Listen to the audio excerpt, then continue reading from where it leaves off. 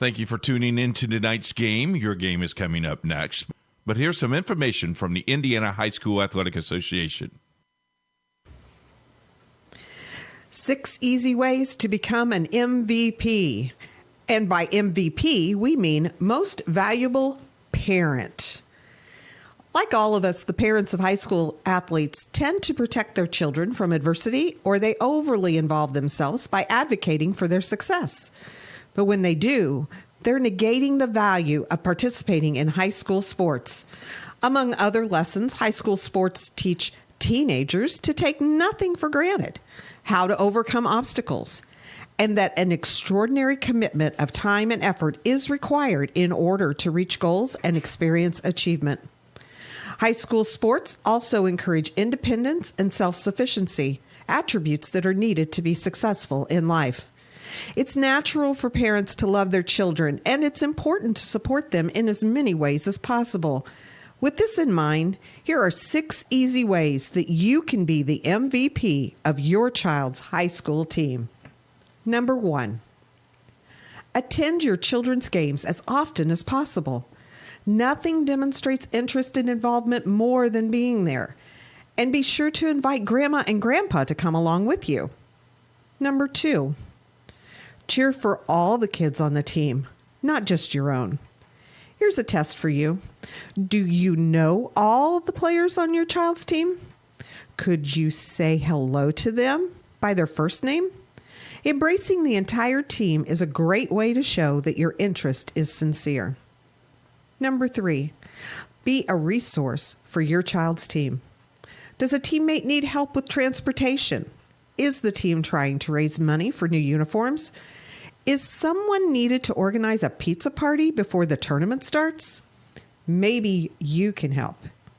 Number 4, try not to criticize the coach or the officials in front of your child. Hey, you're human, and there may be times when you need to vent, but be careful when and to whom you do it. Criticizing the coaching staff undermines its credibility and tends to put your child in the middle. And games are seldom won or lost because of an official's call. Remember, coaches and officials are objective. Most parents are not. Empower your child to talk with the coach about concerns. Everybody wants more playing time, and understandably so. But encourage your children to have that conversation with their coaches instead of you doing it for them. Giving teenagers the confidence and conviction to speak up for themselves is one of the greatest benefits of participating in high school sports. Number 6, focus on the life lessons your children are learning, not on win-loss records or how many points they're scoring. According to the NC2A, only about 2% of all high school athletes win a sports scholarship, and the average value of it is less than $11,000. But every child will benefit from the lessons they've learned as a result of participating in high school sports for the rest of their lives. It's difficult being the parent of a high school athlete. There's far more emotion and social pressure involved than is ideal. But if you follow these 6 pointers, not only will your children love and respect you, but so will their teammates and coaches. And you might even be named MVP. Thank you for your support of high school athletics in Indiana. Stay tuned now. The Indiana SRN game is next. Indiana SRN, where you're always in the game.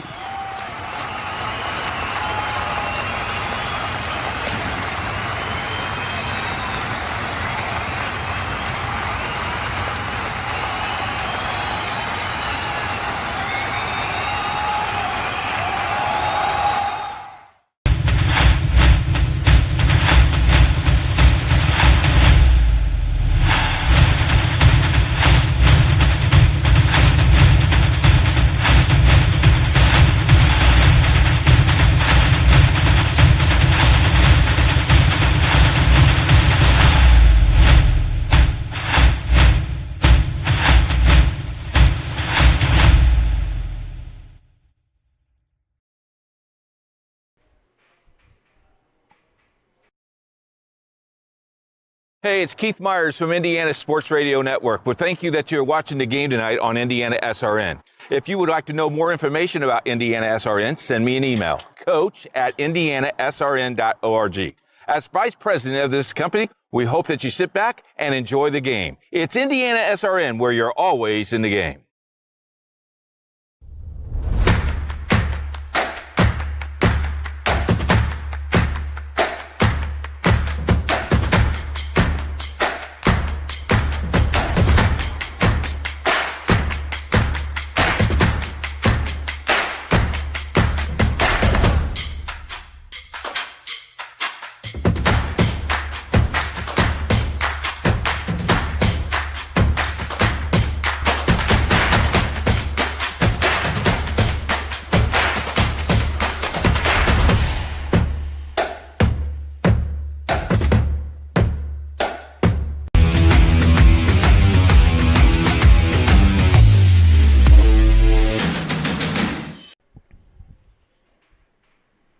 A calm, sunny evening on the north side of Indianapolis, and we're lucky to have another week of Indiana high school football here upon us, and we have a heck of a matchup ready to go here at Heritage Christian High School. The Eagles are playing host to the Tipton Blue Devils, a 5-versus-7 affair in the Class 2A ranks. With my broadcast partner, Tony Donahue, I'm Kurt Darling, and Tony, off-site here today. We're in the Indiana SRN studios here, unable to be in the press box there at Heritage Christian because obviously the extenuating circumstances going on with the coronavirus pandemic. But still, one way or another, we're ready for some good high school action here this evening. Yeah, a little different because you know how it is, Kurt. When you show up at a game, you start to feel that energy, and especially on nights like this where it's early in the season, the fans come out because it's great weather. It kind of stinks that we're stuck inside, but again, the circumstances, you and I are 6 feet apart right now, but we've got a great football game tonight that I think is going to go a long ways to determining who is going to be at the thick of things when it comes to 2A towards the end of the season. We know how quickly this season goes by. You know, it's already week 2, so to speak. We're going to see what happens tonight. We've got two really good teams that I think have tournament aspirations to go deep into the fall, and this is a big-time early test. You know, a lot of these teams early in the season are playing cookie-cutter type schedules. I hate to say that, but, you know, last week I did a game where you've got a 5A playing a 1A. That was no contest. Tonight, you've got, like you said, two top 10 teams. I think we're going to have a good one here in Indiana SRN. We got Heritage Christian and the Tipton Blue Devils. Heritage Christian still pretty new to the scene when it comes to Indiana high school football. They started competing in the IHSAA in 2002. Then on the flip side, you have Tipton, who actually started playing organized high school football back in 1932 and have had a lot of experience in every rank of the Indiana high school football scene here throughout the state. Still, you've got one team still fairly young, one team with a lot of experience, and especially with Tipton with the head coach Aaron Tolley, and he is the son of Mike Tolley, who brought the Tipton Blue Devils a lot of success in his years for 24 seasons. So picking up right where they left off with him, I mean, this is a Tipton Blue Devils squad coming up against this Heritage Christian team that has a lot of experience, whether if it's on the field with the players or on the coaching staff. Yeah, and you look at a team like Tipton, you keep it in the family with the coaching staff, and that kind of keeps the fans going, hey, okay, we're going to trust this guy. He was the son of a coach that we grew up with, or my kid played for, or my grandson played for. Tipton, just like Heritage Christian, a lot of senior leadership on this team. You think about Sam Edwards, a guy from Tipton who can throw the football around. We saw it last week in their blowout when we saw it last year. And senior leadership is so huge right now because your practices have been cut short. The chemistry may not be there with some of the younger classmen just because there's not much you can do with COVID. I mean, you can practice so much, but you still have to keep your social distance. And I'm telling you what, as a guy that has been to so many high school football games, this season just seems to be ramped up so much because there was a point where a lot of these players, especially the seniors, thought, there's a chance that I'm not going to be able to play football this year. Now that it's here, now that we know they can play, they're ready to go and fired up. You mentioned senior leadership there, especially on the Tipton side, but here on the Heritage Christian side, they're bringing most of their returning starters back this year from their junior years to their senior years this year. Their only really big loss was Harrison Eckel at the wide receiver spot, but nonetheless, you're bringing back 4 wide receivers with an average height of 6'1". That's a pretty big advantage when you're actually trying to get out there in coverage. Yeah, and that's certainly an advantage where you get down in the red zone. You get down and you want to throw those footballs up to the back of the end zone. And when you've got your wide receiver that is 2, 3, 4, 5 inches taller than a defender, that makes it so much easier in the red zone. So we'll see if they line it up, especially deep in opponent territory, to try to get in the end zone. I saw it last week with Newcastle in that game we did. They had a height advantage that they took advantage of big time. So we'll see down the stretch if he could go up top to some of those big guys, especially in those corner fades if you have a height advantage, it's definitely a strength in your offensive playbook. This is definitely a de facto week 2 for these two teams, even though it's technically the third week that we've been seeing high school football action here so far in the state. Contrasting opponents between these two teams, obviously you have Heritage Christian playing Shenandoah, who was ranked in the top 25 of the 2A ranks until last week when they lost to Heritage Christian, but that was a 41-21 affair. But on Tipton on the other side, they completely destroyed Elwood 62-0.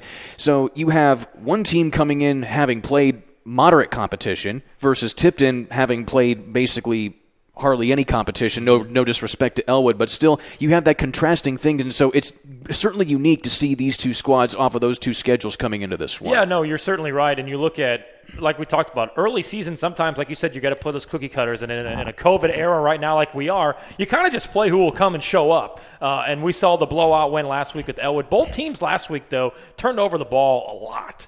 And that's going to happen in the first 2 or 3 weeks. But there's no room for error tonight. You can have 10 penalties like they did last week and still win 62-0.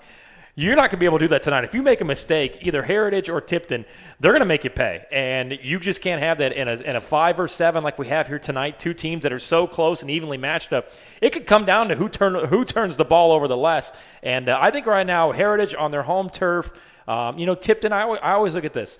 They're probably on that bus for an hour. You get fired up, but when you're on that bus for an hour, you start to just get a little bit tense.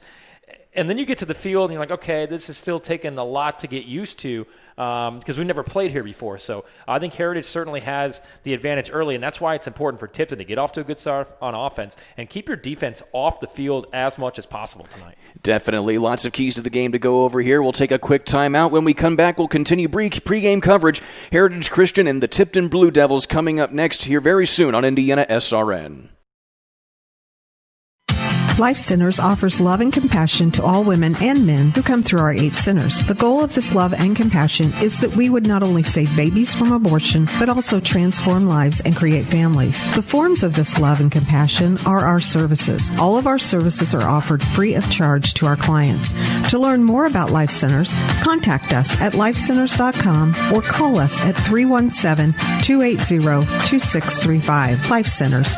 We choose compassion.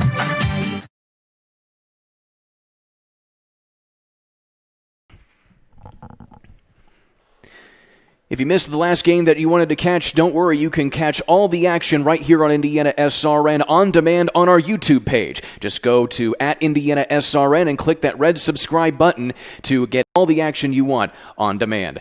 Back here at Heritage Christian High School, of course, Tony Donahue and Kurt Darling on the call here tonight. We're both remotely broadcasting this game from the Indiana SRN studios, doing our due diligence to stay socially distant as much as possible, but nonetheless, we're going to have some good action, 2A action between the 7th-ranked Tipton Blue Devils and the 5th-ranked Heritage Christian Eagles, and two teams that are definitely going to try and really get a solidifying win here to try and get some good momentum early on here, and it's always, and like we talked about in the first segment there, Tony, you always either play really good competition early, or you play cookie cutter competition, as you said. And so to have a game like this early on, given the circumstances, I mean, it's a pretty big blessing for them. Yeah, absolutely. And you look at, if I'm a head football coach in the state of Indiana, when I'm scheduling my let's say in the off season, I'm scheduling my non-conference games. I want games that are going to prepare me for the tournament. What are teams that I can play that's going to be a close game, that I can get into these situations where, when it's 62-0, you're playing your backups, the JV's getting time. Yeah, that helps them maybe next year, but this year, going into the tournament, you want to play teams that it's going to come down to the wire. Do we get a chance to execute our 2-minute offense tonight? Do we get a chance to try different things out? As we know, the schedule at the end of the season really doesn't matter because you're in a tournament either way. It's a random draw. So if you're 0-10 or you're 8-2, it is what it is. But to play a team tonight, you're going to learn so much because, look, you're going to have a lot of things come tomorrow morning that you can say, this is what we did right. This was great. Let's keep working on this. And then you're going to have a lot of things where, this just didn't work, or, hey, you need to be better here. Because where you are right now as a football team on September 4th, it's not where you're going to be in late October when the tournament starts. But there's so much positivity and confidence that could come out of a win against a ranked opponent tonight that I think both these teams are going to clash and go at it all night. Let's talk about the pieces of these teams that we have here tonight. You have 3 players among 2 teams that were all-state honorable mentions last year in the 2A ranks. On Heritage Christian's side, you have the 1-2 punch of quarterback Max Milton and Colton Brown, the running back, who's only a junior this year, and yet he was one of the leading rushers out of any rusher in the entire state, out of any class last year. Yeah, and you go back to last week, they gave him the ball 29 times, 189 yards, and 4 touchdowns. He absolutely couldn't be stopped, the same way as you just mentioned last year. And Max Milton is a guy that I like. He can beat you in so many different ways. 19 of 27 last week for 233, 2 touchdowns, 2,400 passing yards last season. He had 32 touchdowns, but what I like the most, compared to only 10 interceptions, he's a guy that makes the right decision, knows when to throw the football away, even sometimes take the sack. Look, instead of forcing the football downfield interception, you simply take the sack and you move on to the next down. He knows how to live to get to the next play and not make errors downfield and forcing the football. And then on the other side for Tipton, you have wide receiver Drew Pierce, another one of those all-state honorable mentions last year. He accounted for nearly 1,000 yards of all-purpose offense last year, and he certainly got a lot of attention in the previous game as well. But bottom line, actually he hardly got any attention, which is kind of interesting. You come into that game 62-0. You try to get your main guys a lot of reps here, but interesting that we didn't really see a whole lot of him out of that first game against Elwood. Yeah, and when you have 6 different wide receivers catching passes last week, it shows that this offense, led by Sam Edwards, can throw the football around. He was 7 of 11 last week, 2 touchdowns, but 2 interceptions. Yes, you win the football game 62-0, but I guarantee you in that film on Monday it was, hey, here's this interception, here's that interception. Let's clean it up, because if we do that on Friday night against Heritage Christian, they're going to make us pay, and Heritage Christian is one of the best teams in 2A, turning the football over and then turning that into points on the other end of the football. So, again, as we talked about, we'll talk about it all night. It's a lot about timing, getting those jitters. Last week, yeah, you had a couple blowouts. Maybe you didn't have a lot of jitters because you knew going in mentally you're probably going to win that football game. Tonight, it's going to be a dogfight, and you got to scrap early. Indeed you do. And you also have the difference in playing styles here amongst these 2 teams. When you're looking at the stat book here for Tipton, they only passed the ball 11 times all game, and then they run the ball a lot from there on out. So it's definitely a run first, pass second type of offense for Tipton. But for Heritage Christian, they're pretty much all over the board. They'll run the ball, they'll throw the ball, they'll go with whatever's hot. Yeah, and back to your first point about Tipton, you look at 275 yards rushing last week. They like to get it done on the ground. Lions, 5 rushes for 109 yards and 2 touchdowns. Obviously, when you score 28 first quarter points and you're up 28-0, you aren't going to get as many reps for your starters because you don't want to get them injured in a 35, 42-point blowout. On the other side, like you said, for Heritage, they mix it up so much. So the defense of Tipton is going to be on their feet all night. They have to respect the run because we know that Heritage can run the football with Colton Brown, but they're going to have to respect the pass as well when you got a quarterback in Max Milton who threw for 2,400 yards last year. And then Harrison Waltz is a guy to watch out for. He had 6 catches last week for Heritage Christian. And you talk about the defense for Tipton. Obviously, it's they have a pretty stout defensive line, especially a good linebacking core as well. Drew Serves is going to be one of those main threats there. Last year, he had 90 tackles. He was the second leading tackler on the team. Obviously, the leading tackler coming back in there, but he also did all of that as a sophomore. That's hard to come by, especially at the linebacker spot. Yeah, and when you've got a linebacker who's a junior with already a year under his belt, you can walk around. You can go around the entire state of Indiana, and every coach in IHSAA football would take that. A guy with experience that knows, all right, it looks like it's a pass. I can read it. Let's rush the quarterback. Or, hey, I need to drop back into coverage and help out my guys deep or over the top, especially on a 3rd and 8, 3rd and 10 type situation. When you've got a guy that knows mentally, boom, I need to step back and help my defenders, that is huge. And I'm telling you, a lot of coaches around the state would take that in a heartbeat. Indeed they would. Be sure to follow us on Twitter at IndianaSRN. Get updated scores, game day schedules, and much more. Just click the follow button at IndianaSRN. With my broadcast partner, Tony Donahue, I'm Kurt Darling, getting set for some 2A action between the Tipton Blue Devils and the Heritage Christian Eagles. We're inching closer here to the national anthem, and so we'll get close to taking a break here as well here. And, of course, make sure you are also clicking the subscribe subscribe button on our YouTube channel at Indiana SRN. That is at Indiana SRN. Taking a look at the Sagarin ratings here for these two teams, for the so far coming into this week of Indiana high school football. In the 2A ranks, you got Andrean, Eastbrook, Pioneer, Eastside, Linton Stockton, and Heritage Christian at number 6. And of course, there's a whole bunch of different rankings that you can go by. But either way, we're getting set for action here. Heritage Christian, the Tipton Blue Devils, coming at you next. Kickoff moments away on Indiana SRN. You got a broken door, trapped car, you can't buy time. We take it very seriously and take pride in being responsive. We have all of Central Indiana covered, from Martinsville, Avon, up to Anderson, to Cicero. There's always somebody in your area. It's important that we're able to get there, same day, because people's time is valuable. On our trucks, we carry just about everything we need to fix a garage door right then and there. Sunshine, rain, or snow, we're good to go. Precision Door Service, a name you can trust. Becoming a licensed sports official is a great way to make a positive difference in the community and support the over 160,000 Indiana student athletes that participate across 21 IHSAA sports. Sports officiating allows you to stay connected to the game, become a role model for our young student athletes, earn extra money, and support the patrons and communities of our IHSAA member schools. To learn more about becoming a licensed IHSAA official, log on to ihsaa.org/officials today.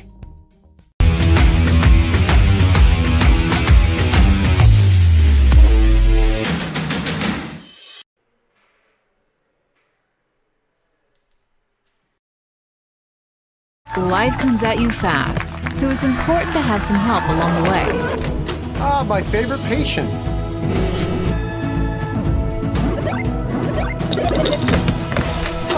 My favorite patient. When the dust settles, it doesn't always end as anticipated. Embrace the journey and care for the ones around you. My favorite patient. For everything else and every stage in between, my favorite patient. Methodist Sports Medicine is here for you.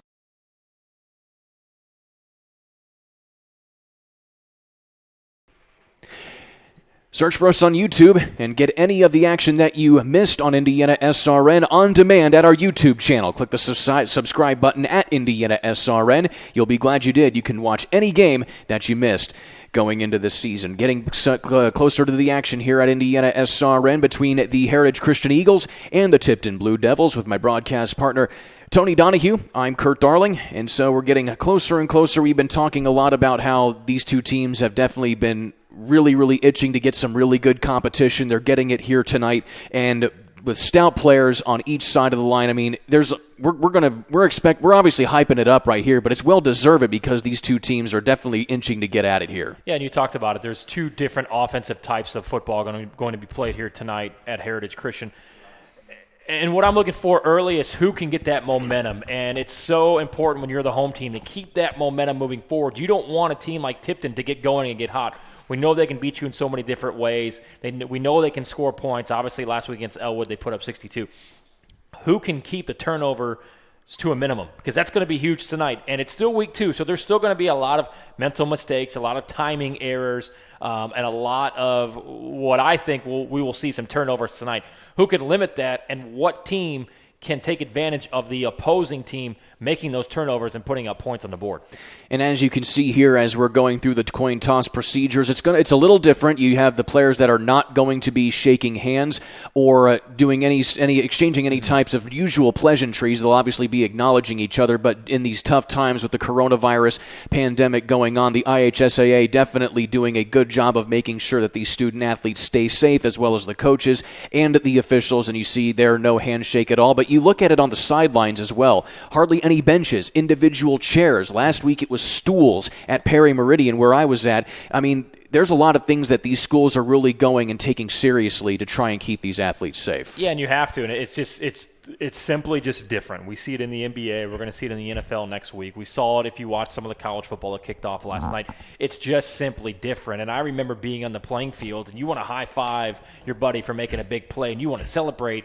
And now you got to have that conscience in the back of your mind, like, oh, I can't do that. That stinks because I want to high-five my buddy for making that tackle. So at the end of the day, it seems like everybody's cleared to play.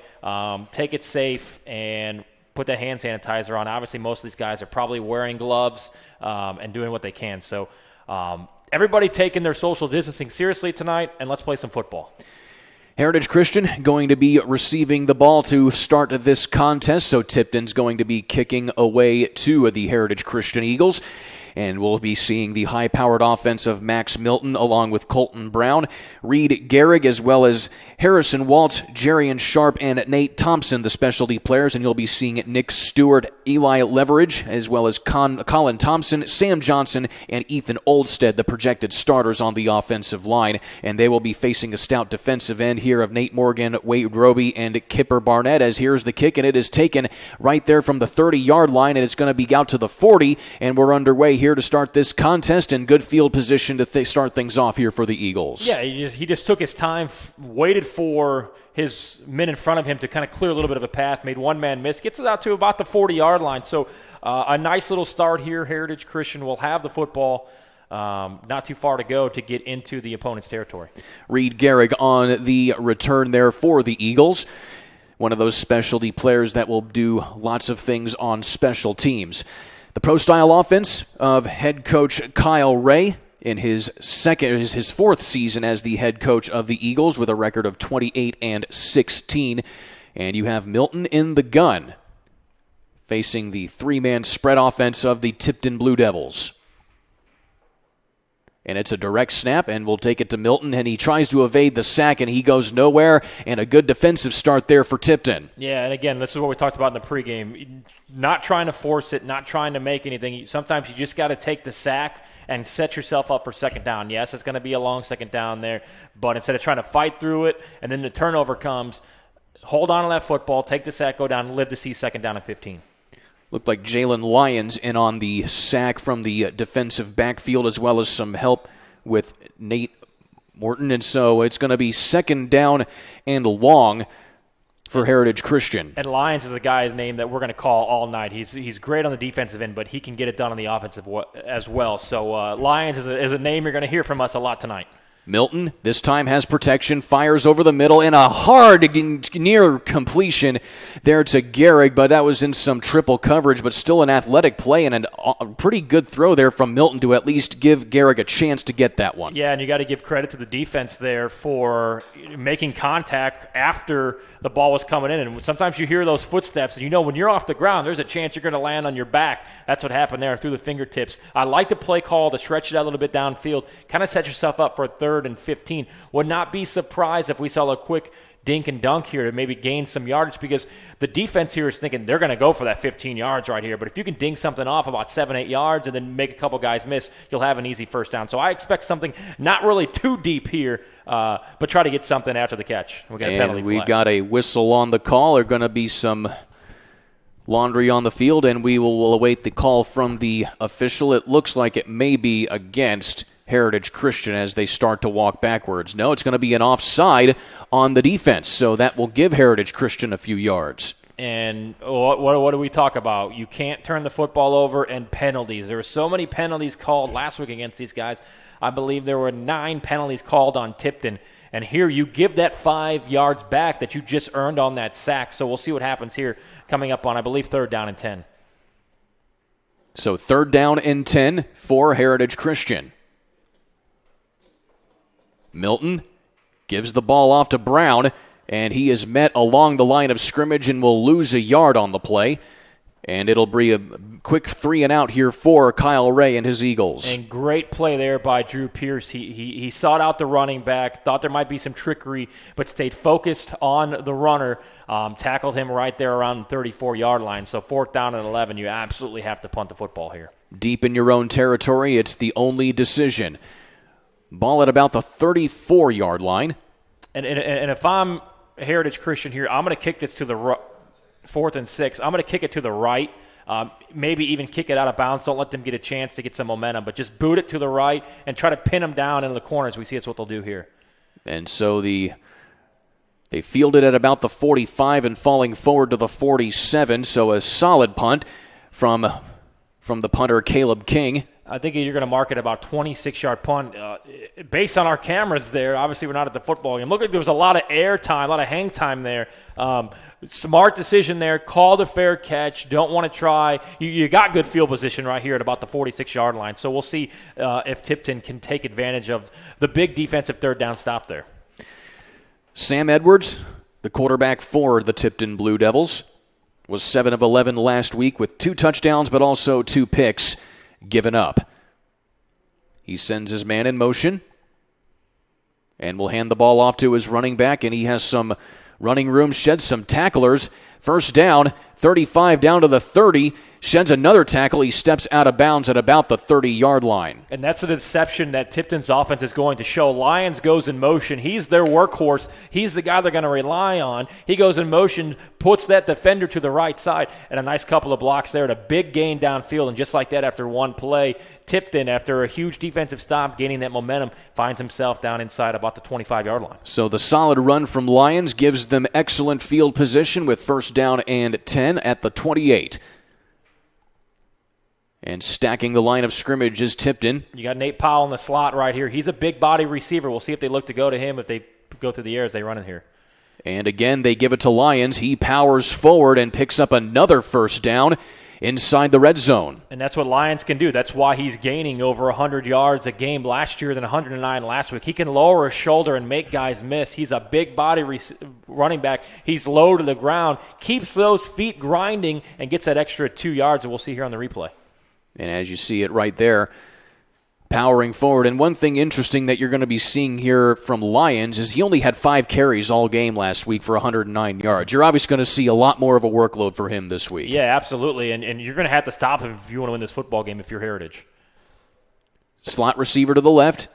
And again, they give it to Lyons. No, it's going to be Edwards on the keeper, sheds inside, cuts back to the left, and he will walk in standing up for the touchdown. Untouched. And again, that's what Lyons brings to the table, is the fact that you have to keep a man on him at all times.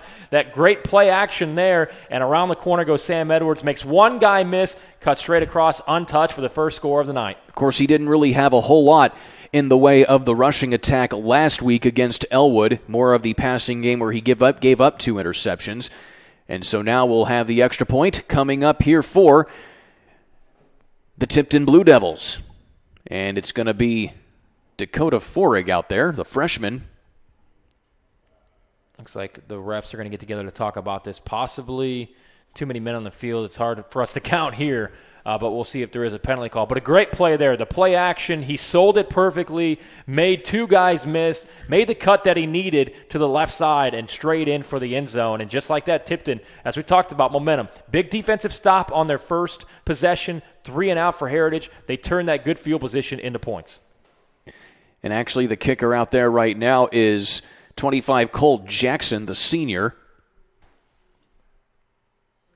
And the snap is down, and it is through the uprights and good. 7-0 your score. The Tipton Blue Devils draw first blood. Heritage Christian has the ball next on Indiana SRN.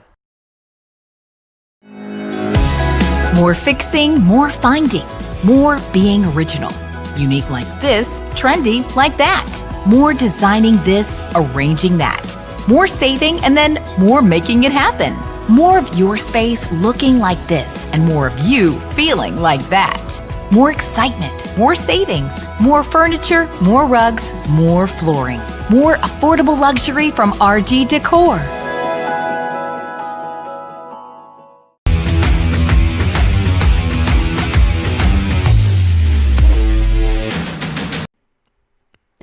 A 60-yard drive ends in points for the Tipton Blue Devils. 7-0 your score. They lead the 5th-ranked Heritage Christian Eagles. And now Heritage Christian going to try and cut back into this and keep things competitive. With Tony Donahue, I'm Kurt Darling. Decent drive there for the Tipton Blue Devils on that opening possession. Yeah, and it all starts with Lyons. You have to respect how fast he is and what he can do behind the backfield. He had that one carry for about 14 yards where he made 3 or 4 guys miss, moved forward by moving his feet. We saw him go in motion on that first play that got the big chunk of yardage, and then there you have to respect the running game. The play action opens up, and in for the end zone goes Sam Edwards for his first rushing touchdown of the season, his 3rd overall. And so waiting to put his boot back into it again here is Jackson, and he sends it, and it will be fielded right at the 5-yard line there by Gehrig. He starts to the right and cuts back left, spins off a tackler. Another good return there from Gehrig, this time out to the 34-yard line, and given how far that kick went, that's a decent return and good field position. Yeah, you made something out of nothing, and we'll see with Gehrig all night. He's a guy on special teams that can make some plays, and we've seen it on 2 kickoffs now. Could have easily been 2 or 3 yard gains or even losses on these kickoffs. He's turned them into positive double-digit type returns. So some decent field position. If you're Heritage, you stay in your offensive rhythm. It's still so early in this football game. You don't have to start kind of going out of the box a little bit here. Just stick to your game plan and try to even this thing up at 7. Max Milton in the regular setup. He gives it off to his running back, Colton Brown, and he powers forward for a gain of about 5 yards. And after that opening possession, you can't ask for something better like that just to kind of get your offense into a rhythm. Yeah, I mean, these are 2 teams that you know a little bit about each other, and there may be a little bit of tape on both sides, but it's like, okay, let's get that first possession in there. Let's hit some people. Let's see what they bring to the table. Now we can settle in. 2nd down and 5. You like that as a first down play. Got away with a little bit of extracurricular there at the end of the play, but we'll see if they keep it on the on the ground here. But you've got some threats there in the slot, so we'll see what Heritage Christian does. Milton back in the gun. And he gives it off to Brown again. This time he's met right at the line of scrimmage. Maybe squeaked out a yard on the play. Yeah, and looks like we've got some cramping going on both sides of the football. We saw Garrett come up a little bit stumpy after that kick return. But a nice little play there by the defense of the Tipton Blue Devils to only let him get 1 yard. And a big 3rd down and 4 here. If I'm Heritage, I'm going to keep the football on the ground. See if they can stop me 3 plays in a row without getting that 10 yards. I think if you keep it on the ground here, you've got a chance to advance to that first down. 4 receivers standing up here for Milton. And he drops back.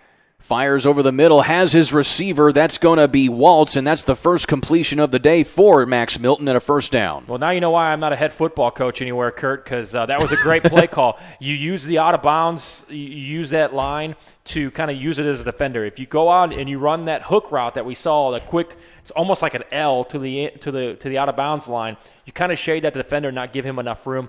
Great catch, turn, knocked out of bounds, first down for the first time tonight for Heritage. And of course now that gives your team a little bit of momentum, a little bit of rhythm here as you work your way down the field. And a direct snap to Brown, but there's a flag before the play.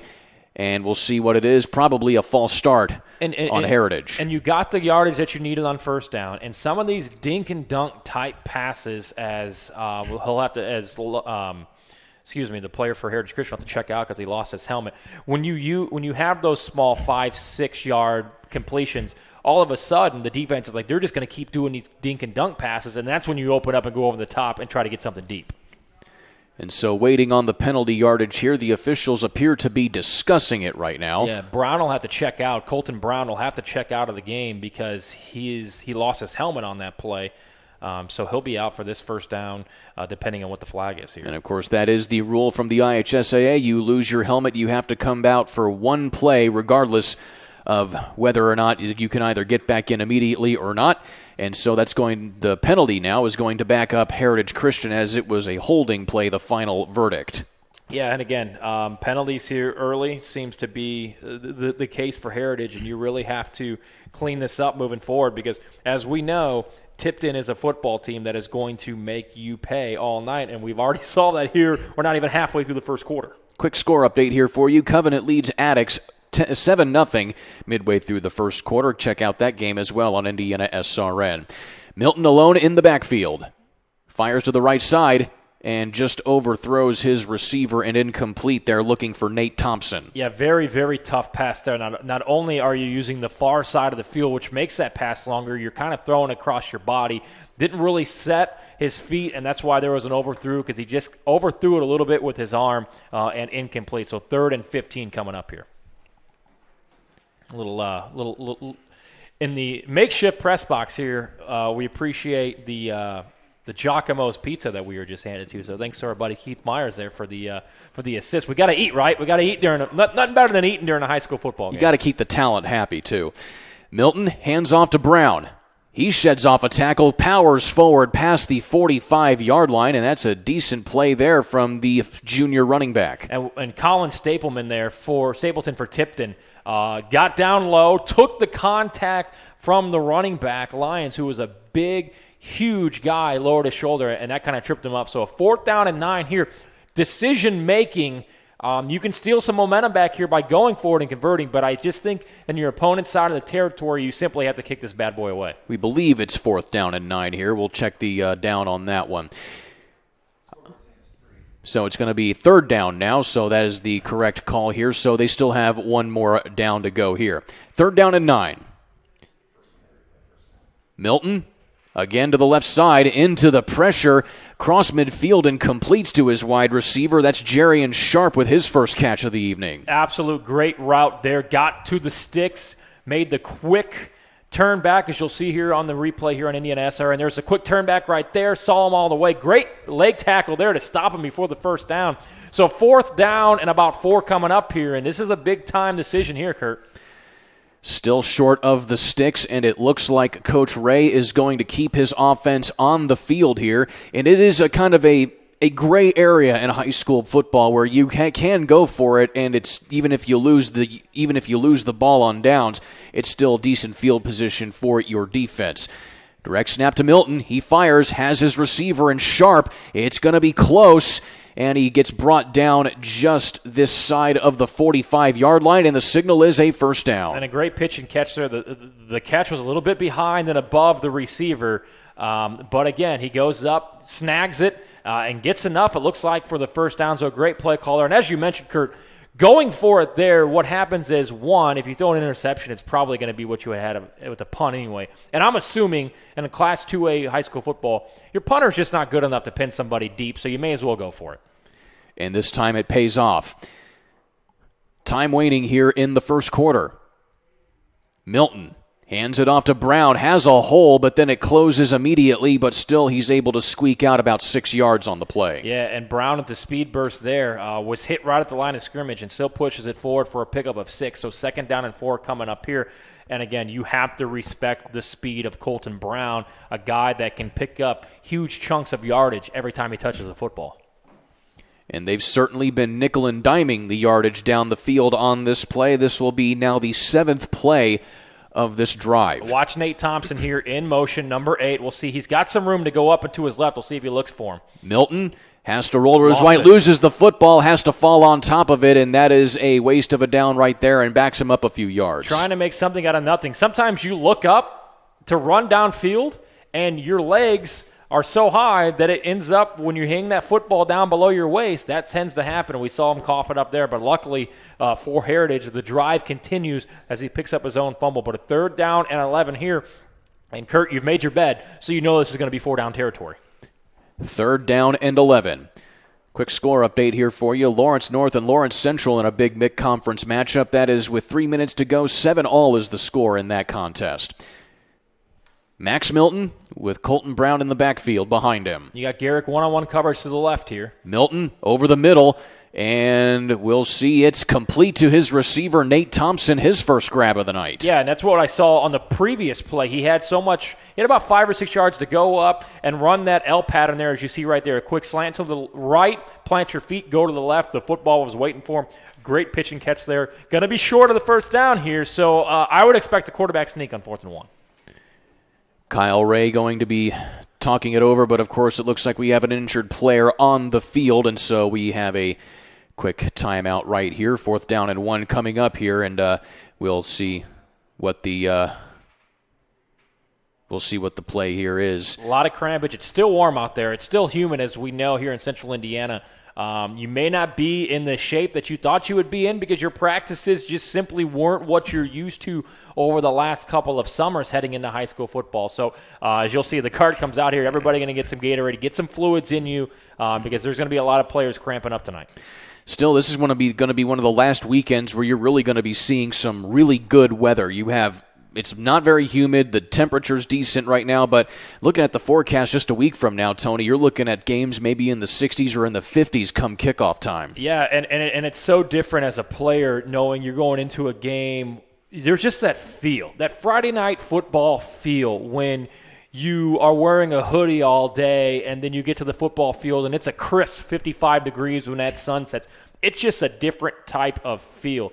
But when it's warm like it is tonight, you'll see a lot of crampage and you really see a lot of guys that maybe aren't in the shape that they thought they could be. But again, with the fact that COVID happens, there's only so much you can do. So 4th down and 2 here. The clock is running. I would not be putting this football in the air, I can tell you that. Of course, a big loss, though, right there. Jalen Lyons was the injured Tipton Blue Devil. Milton has his receiver on a quick out route right there, and that is going to be an easy first down there for Harrison Waltz. But still, Jalen Lyons now the big loss out of the backfield for the linebacker spot. He's one of your big guys on offense. You're hoping you can get him back on the other side of the ball. Little quick pick play there. Harrison Waltz gets his first catch of the night. He had 6 catches last week, so that's 7 on the season. As you mentioned, we knew we'd be calling the name of Lions on both sides of the football. That's how their offense goes right there, and that's what keeps the defense off balance. So we'll see if he checks back into the football game.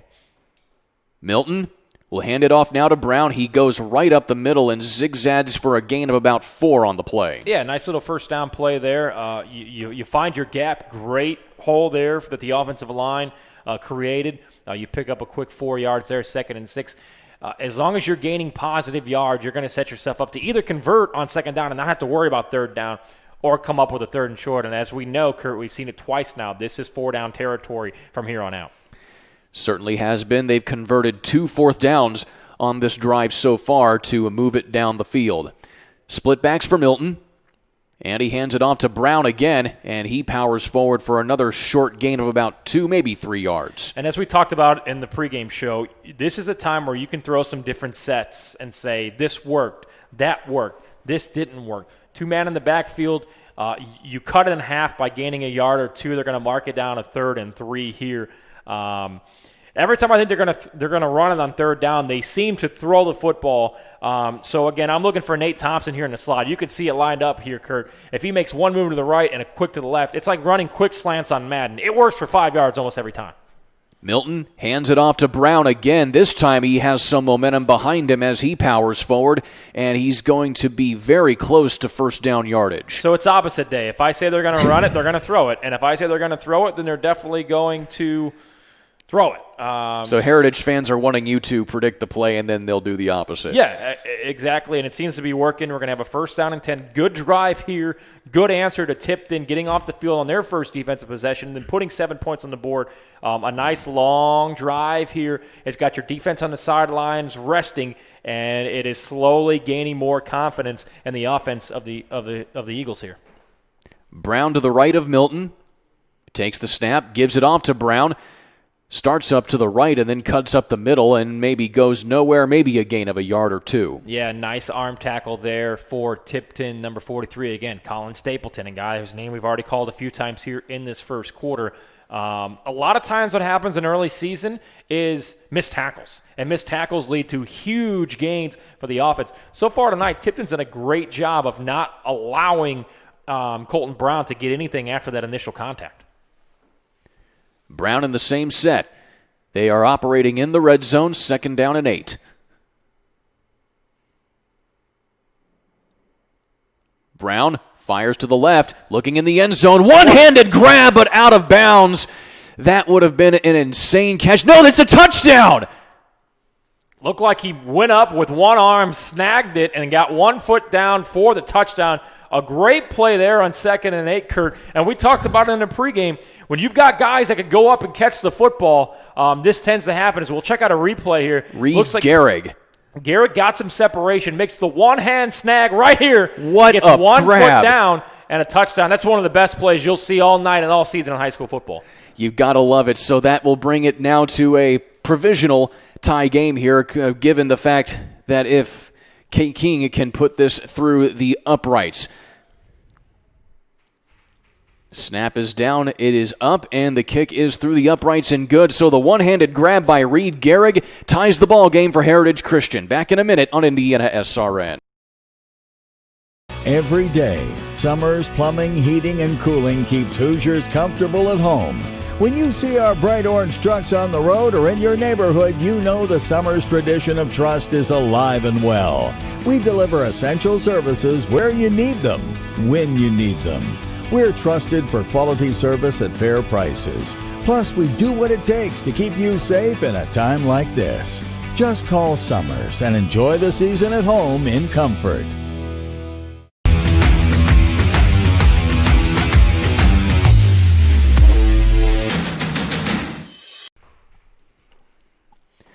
A 24-yard pass and catch between Reed Gehrig and Max Milton ties the ball game between Heritage Christian and the Tipton Blue Devils. Taking a look at this one again here, Tony, you can't get enough of it. Yeah, though, this is a highlight reel. I think Indiana SRN and Keith Myers will be playing this over and over on a loop all year. Look at that. Great camera work there. A one-handed snag. Gets his foot down for the touchdown to make it 7-7. I love the play call on second down. We've got the height advantage, as you and I, Kurt, in the pregame talked about. Throw it up and make your guy, Gehrig, who we've seen make plays on the kickoffs here so far, go up and make a play, and that's exactly what he did. Absolute monster catch right there for Gehrig to tie it at 7. We have a ball game at Heritage Christian now, ladies and gentlemen, as we'll have Caleb King, the junior kicker, going to put his boot into this one again, and now we'll see the special teams unit for Tipton for the first time tonight. And I'll be interesting to see if Lyons is back on the football field for Tipton. He went out on that possession on the defensive side of the football. He is what their offense does, so hopefully Lyons is back in there for Tipton. It's a short kick, going to be fielded at about the 15-yard line, and they'll bring it back up the middle to about the 35. A solid return there.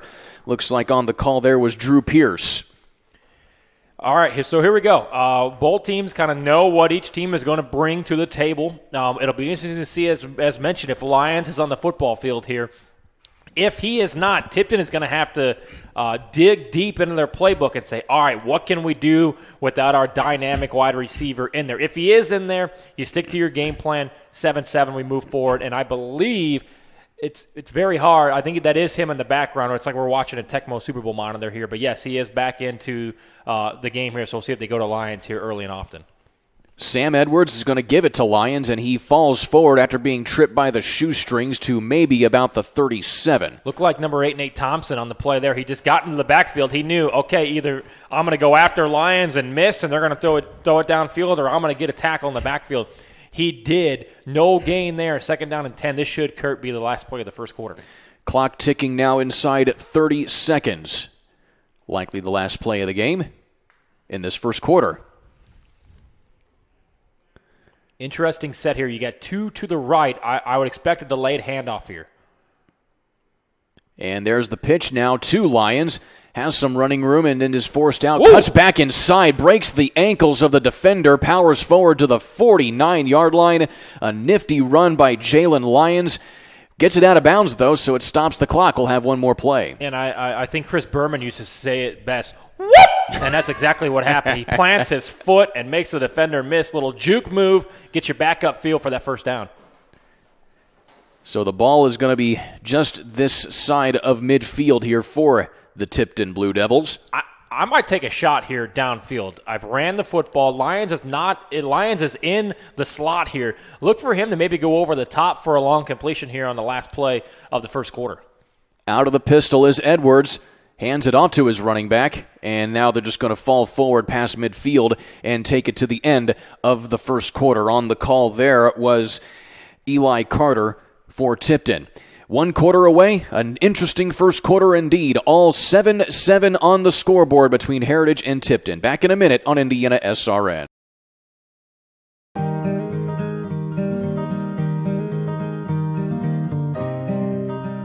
Faith in a company is extremely important, and Johnson Mellon puts their money where their mouth is.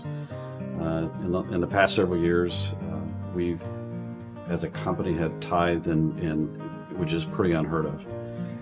Things from donating equipment to churches, helping non-for-profits, helping wounded warriors, working with the Catholic community, the churches, a lot of people that may be even struggling that help daycares, help children come into this industry. So we do a lot of donations back to the community, but also our workers and our team also helps in those projects.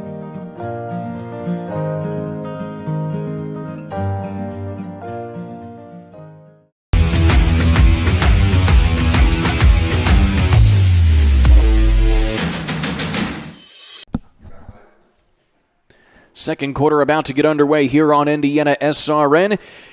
And we had an interesting first quarter between Heritage and Tipton. 7s on the scoreboard, each team engineering some nifty drives to close out that first quarter to make it a 7-7 ball game. And now switching sides of the field, going to have Drew Pierce and obviously Sam Edwards going to be trying to go the other way here. And this time they give the ball off to Carter, and he falls back for a loss of a few yards on the play. Yeah, and they're showing a lot of sets here with Eli Carter, which tells me that Lyons isn't at 100%. We knew that he came out there midway through the first quarter when he was playing on the defensive side of the football. So maybe a decoy right now as he checks back into the game. We'll see if they go to him. Quick score update here for you. 21-0 between Westfield and Zionsville, and starting the second quarter there. 21-0 game between Covenant and Attucks. Jeffersonville leads New Albany 20-6, and 7-0 is the score between Lafayette Central Catholic and Northwestern. Lions in the slot here. We'll see if they go to him, or again, is he playing that decoy role? And then there's the quick out from Edwards to his receiver. It's completed, and that's going to be Jace Edwards with his first reception of the evening. Yeah, not what you wanted there. Your hopes are you get some blocking downfield, you make the catch and push it forward. But at 2nd and 9, you pick up 1 yard. 3rd down and 8 coming up here. So 4th down and 9 coming up here, and they will be forced to punt. Leaving Lions in the backfield here is kind of interesting. The defense here, special teams for Heritage Christian, is going to absolutely have to be on their toes. So punt formation here for Tipton, their first punt of the night. It's in the ground. They just get it away, and they're just going to let the ball bounce out of bounds. And so actually that was not a very good punt at all. Probably maybe about 10, maybe 15-yard punt puts Heritage with excellent field position. Yeah, and one of the problems that we have as broadcasters here, Kurt, is not being able to kind of watch special teams early in practice and warm-ups before this game, because obviously we're in the studio due to COVID-19. At that point, we've seen 2 not very good punts for Tipton. So I'm starting to think, hey, let's go for it on 4th down, regardless of what it is.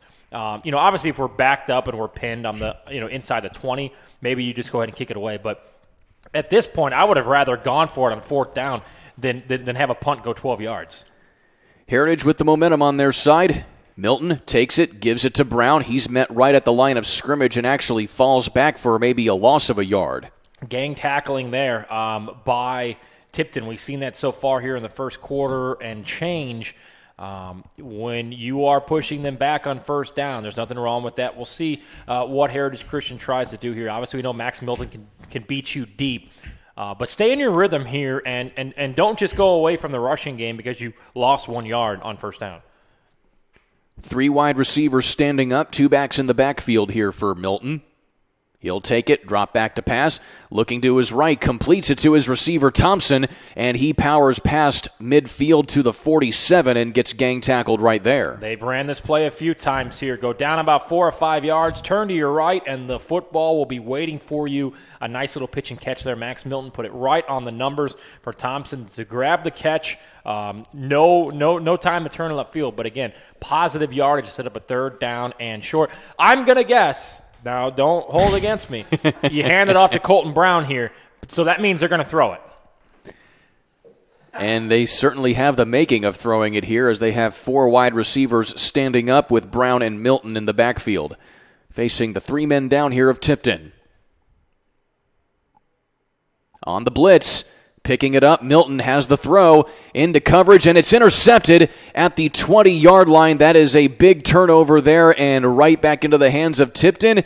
And on the interception there was Nate Powell. Yeah, and in one of those situations where, hey, like I said, I would have kept the football on the ground to try to get that 3rd down and 4 and go 4-down territory. But a quick look back over the top, double coverage, and just with the overthrow leads to the interception. So as you mentioned, Nate Powell hauls it in for the first turnover of the game. Interception there. You don't want to see that on 3rd down. But again, that's a pretty solid punt. If you think about it, had that ball been batted down, you don't get them good field position. So the worst field position of the night for Tipton starting. We'll see what happens here. And if Lions gets going and is put back into this offense. And that is the first interception thrown this season by Max Milton. Sam Edwards looking for his receiver to the right side. That's incomplete, looking for Drew Pierce. And you look at Max Milton, he threw for 32 touchdowns last year to 10 interceptions. So that's obviously a pretty good ratio for a high school quarterback. But yeah, first interception right there of the season there for Milton. Well, they're going to need him tonight more than probably what they have in the past, knowing that Lyons is banged up and that safety blanket just simply is not there. And we'll see what happens. We obviously couldn't see what the injury was to Lyons, and it does not look like he's in the football game right now. Right now still playing Eli Carter in the backfield. Edwards gives it to Carter, has to try and shed off a tackler to the right side. Staying on his feet, gets out to the 25. Yeah, nice little play there for the sophomore running back of Eli Carter, stepping up and getting some huge minutes here in a top 10 type of game. So, hey, bud, it's time to go. We know you're a good football player. Now it's time to prove it as Lyons checks back into the football game here. And maybe you find out, hey, Lyons a little bit banged up. We got Carter back here that can step up and get us some yardage when needed. That kind of opens up some things, not only for tonight, but the rest of the season. And, of course, Carter has that running back wide receiver build that you can use in multiple different facets if need be. Four-man front here from Heritage. Coming on the blitz to the right side, has to shake out of it. Still, Edwards has a lot of running room. Ooh, that is a rough tackle there, but no flag on the play. In on that tackle for Heritage was Wade Wallen. And the official was in the way there of the run, kind of helped out to spur him forward. I thought you could have called a horse collar there from where we are, but it was right in front of that official. He didn't throw the flag. Nice little pickup there, first down and 10. And Tipton is finding ways to get positive yardage without handing the football off to their workhorse and Lions. As the old adage goes, you take it however you can get it. Pistol formation here for Tipton. Lyons has not touched the football since coming out injured on the defensive end. Carter on the reception and on the shoestring tackle, just holding on for dear life there for Heritage. Late flag on the play. We'll see what this is. It came in very late, so possibly a little bit of unnecessary roughness. We'll have to check it out here. I did not see. I just saw the flag come in well after the play was called dead. Camden Wolf on the tackle. His first of the game. Looks like it's going to be on Heritage's defense. Easy for me to say. Yep, personal foul. Looks like a late hit. So, again, penalties come into play. And what would have been, a third down and about 7. Now it turns into a 1st and 10, and you're almost to your own 50-yard line. On 15 yards worth of penalty yardage given up there by Heritage Christian. And Tipton is still in business. And they are in business in Heritage Christian territory.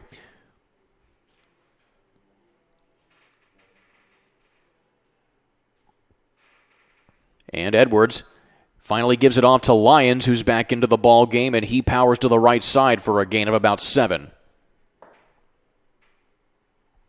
And so Lyons gingerly still staying in this ball game, being as productive as he possibly can. Well, that's obviously good news for Tipton and bad news for Heritage. Now all of a sudden, maybe you got comfortable thinking they're not going to give the football off to the Lions. Maybe he's a decoy. Yeah, we should probably keep an eye on him, but he hasn't touched the ball in 7 or 8 straight plays. Then all of a sudden they go right to him and he shows you, hey, watch out for me because here's a quick gain of 7.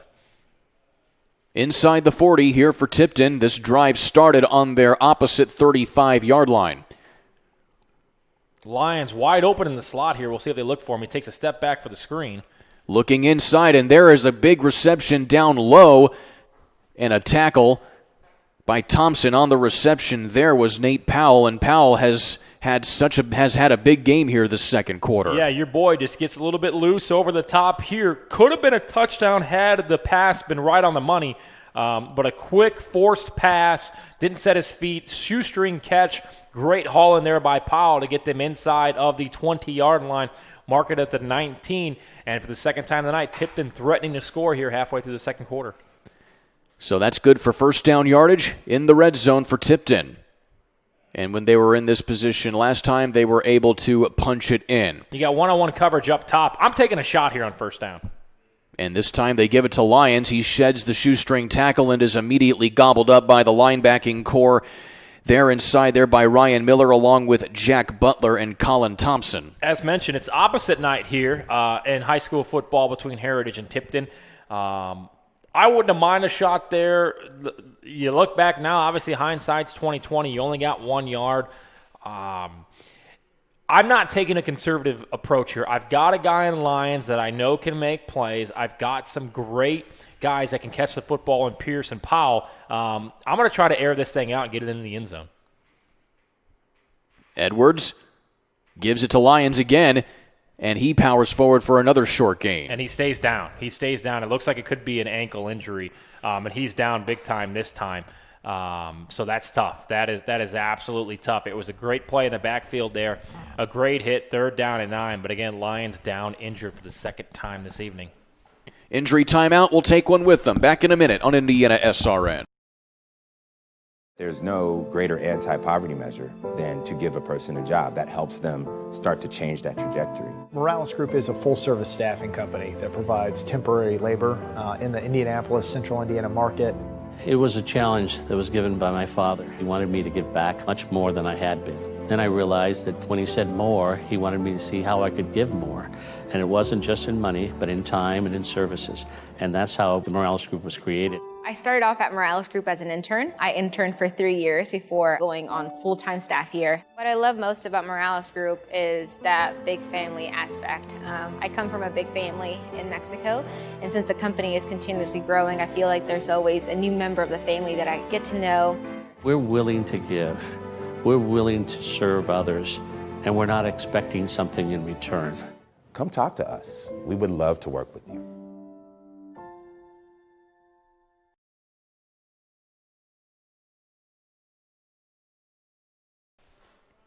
Still dealing with an injury timeout here on Indiana SRN. Heritage and Tipton tied at 7 apiece. And once again, it's Jalen Lyons down on the field for Tipton. And that's the second time we've seen him down. And if you're Coach Tolley, you're seriously considering whether or not you keep playing him in this game. Yeah, and this is the point of the game and the point of the season where you know you can't afford Lyons to be injured for multiple weeks. This is where you need to sit him down and say, look, yes, we need you tonight, but we need you more so the rest of the season. So if you are hurt and cannot play the rest of the game, let's err on the side of caution and just simply sit you. But you have to trust your player here. You have to trust one of your number one guys to say, yes, coach, I'm ready to go. Put me back in. It's just a cramp. Or no, coach, you know what? You're right. I see the bigger picture here. We've got 8, 9, 10 weeks left of football, and it's more important for me to be healthy in October than it is for me to be injured right now and miss the rest of the season. So this is where that coach-player dynamic, trust, relationship comes in to fruition here, because he is your best player, and you have the best chance to win a football game when Lyons is on the field, both offensively and defensively. Now remember, this injury originally came on the defensive side of the football. They brought him in what seemed to be a decoy. Then they went to him twice, and on the second play, he gets hurt. I hate to jinx anybody. It almost reminds me of a Boobie Miles situation, if you remember the movie Friday Night Lights. So hopefully Lions can get back on the football field, because they're a better team with him on it, and we're going to broadcast a better game with him on the field. Indeed we are. Quick scoreboard update here on Indiana SRN. Rivalry game right now between Mooresville and Plainfield is 7-6 to Plainfield right now, midway through the second quarter. At the half, New Albany and Jeffersonville, another big rivalry down there in southern Indiana. 6-0 is the score there. Silver Creek shutting out Providence 21-0. Sheridan right now over at Centerville 7-0. Or actually, that's Shenandoah over Centerville 7-0. And also Lafayette Central Catholic and Northwestern. Lafayette Central Catholic leading that game 14-0. And then Springs Valley over Paoli at the half 7-0. Thank you to Keith Myers for providing us with those scoreboard updates. We're going to keep having them throughout the night here on Indiana SRM. So you're talking about bigger picture there, Tony.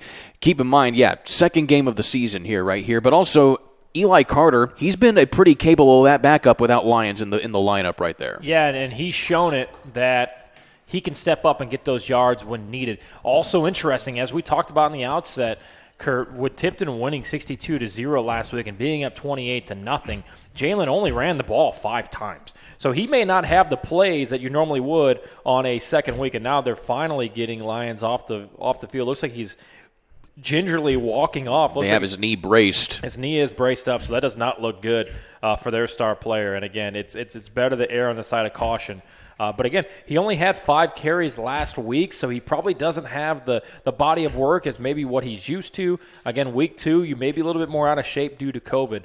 But you hate to see that because that is huge on what Tipton does, not only the offensive side of the football, but certainly the defense. And I want to go back to Garrick's catch, as we talked about. Great camera work there by, I believe, Grant is out there. And our great producer here, Brett, had it going for us quickly on the replay. That's going to be a highlight reel that we see as we get ready to go here. 3rd down and 9, and now guys are going to have to step up if you're Tipton. So back to the action, out of the injury timeout. And the injury kind of breaking a little bit of the momentum here for Tipton, but still they are going spread all whiteouts here for the Blue Devils. Back to pass is Edwards. He's swarmed, has to get out, sheds it off to the left side inside the 10, and is forced out of bounds. So, again, making something out of nothing there as you were looking to pass, and still that big blitz was coming from the Heritage defense. Got to go deep in the playbook, as we mentioned, without Lyons in there. You're going to have to switch things up, throw some different spreads. Great decision there by Sam Edwards. There was zero hesitation. He saw the blitz, found the hole, runs it for a 1st down. Big play there on 3rd down and 9, because if you don't convert that, it's 4th and 9. You're thinking about 4-down territory going for it. But now you've got a 1st and goal. You've got 4 attempts to get it into the end zone. And as we click ever nearer towards halftime, it'd be huge here to put 7 points up on the board. And believe it or not, this is the first time tonight we have had a 1st and goal to go situation. Right up the middle goes Carter, and he gets it inside the 5. Here we go with Carter. Hey, look, buddy, we don't need you to be a superstar. We don't need you to break these huge plays like we know your counterpart Javon Lyons can do. We just need you to get positive yardage. And if you continue to get positive yardage and you get over 10 positive yards in 3 straight plays, well, that's a 1st down, or in this instance, it would be a touchdown. So 2nd and goal coming up here. I'm not even going to predict it. I think you should run the football here. Just going to say that, but I don't know. We'll see what happens here. So because you say should, that's not a prediction. Yeah, so no, it's just my preference. But again, that's why I have headphones on with you here, Kurt, and I'm not coaching high school football. And now we have a whistle, and it looks like a timeout on the field. And so looks like it's a timeout called. We'll go ahead and take one with them quick here. Back in a minute on Indiana SRA. Hey, Kelson Carter here with Carter's My Plumber. Today we're going to take a look at some water heaters and some problems that could be going on and what to do. This is 2 75-gallon water heaters. These are high-efficient water heaters, which isn't the case in most houses. Yours may not be like this, but it's very similar if you have a gas water heater. So you have your gas control valves, and a lot of times these need to be set at a certain temperature, so they need to be at 120 degrees. If they're too high, you're taking a chance of scalding seniors or kids. If they're too low, then you're not going to be getting enough hot water. So the average setting is usually on an A or a hot, and you can find that in your owner's manual if you're wanting to look at it into yourself. Another thing is the temperature relief valve, which is located right here. If that were to ever be popping off, you really need to get a professional out to take a look. If you feel you need any professional help, just go online to carsmyplumber.com.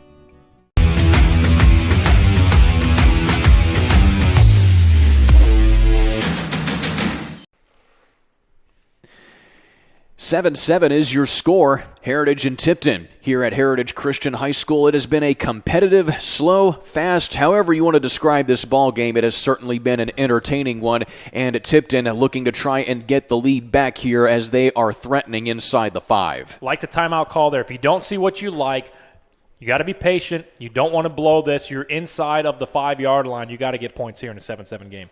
Edwards going to keep it himself and is immediately met in the backfield and on the tackle there. A whole bunch of players for Heritage Christian looking at Colin Thompson and maybe Jack Butler as well. Yeah, great push there. They read run the entire way, and when you got 2 guys in the backfield that can both run the football, it's better to have 2 or 3 guys in that backfield to be able to gobble it up. 3rd and goal here. We haven't seen the field goal kickers as we normally would if we were at the game. So if I'm Tipton, and again, this is going to go the exact opposite of what I'm about to tell you because that's what's happened tonight. If I'm Tipton, I'm going for 4-down territory here. The worst comes to the worst. You give the football back with maybe 2 minutes left in a tie football game. Edwards going to hand it off to Carter. Powers up the middle, met in the defensive backfield inside the 5, and it's going to bring up a 4th down and short goal to go situation. I'm going for it. I'm going for it. Again, I'm not a high school football coach, and I know it seems like points are a premium here, but I'm going for it. We'll see what the call is here from head coach Aaron Tolley. Come on, Aaron. Your dad would have gone for it. You should go for it. Let's go. And we might have a timeout here, and we will. And indeed, it is going to be a timeout call. We'll keep it right here on Indiana SRN here as we talk through this situation. Definitely haven't had one like this yet here. Obviously, your prediction is to go for it here. But still, these two teams, they are able to kick the ball here, especially deep in here. But it's an interesting strategy call here, especially in the 2A ranks where there aren't that many talented kids who can kick the ball like that. Here's why I'm going to go for it. Wow. Cecina, is that Cecina? Leading Cascade 35-0, just started the second quarter. Here's why I'm going to go for it, Kurt. I've ran the football in the last 5 straight plays to get me down in there. I'm going play action here on 4th and goal. You've got the defense on the ropes thinking they're going to run it. We can't let them score. I'm going to go play action. Maybe a quick slant pass here. Look for my guy, Nate Powell, a guy who's made plays throughout the night, both on offense and defense. I'm going to go quick play action. Throw that slant. As we talked about, you run quick slants on Madden, you get, seems like, seven yards every time. I'm going to run the play action quick slant here for a touchdown pass to our guy, Nate Powell. But we'll see what they decide to do, as it looks like they are going to kick it. They're going to go for 3. So the field goal kicker is out here for Tipton. You've got Cole Jackson, the senior kicker. That field goal, does that not look thin to you? Does that not, it looks like it's a little bit smaller than regulation. Maybe it's just based on the television that we're looking at, but it looks a little bit smaller than usual. So you're looking at a 25-yard attempt here. Snap is down, kick is on the way. Ooh, and it is good. Just barely good and just inside the right upright. It is a 10-7 ball game. Tipton barely getting the edge. Back in a minute on Indiana SRN. Woo. Yes. Why? Why is it black?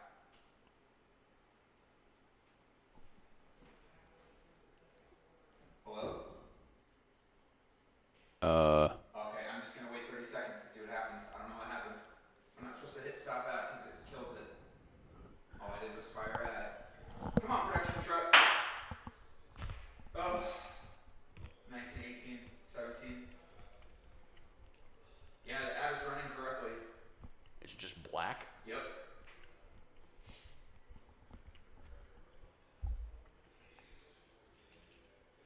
Three, two,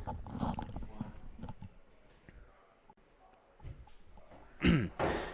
10-7 ball game here on Indiana SRN. Under 3 minutes left to play in this first half. It has definitely been an action-packed first half in spite of what the scoreboard indicates, Tony. As we learned there, points are going to be a premium tonight. I kind of came into this game, Kurt, thinking this could be a shootout. We got offensive power on both sides, but then Lions goes out for Tipton.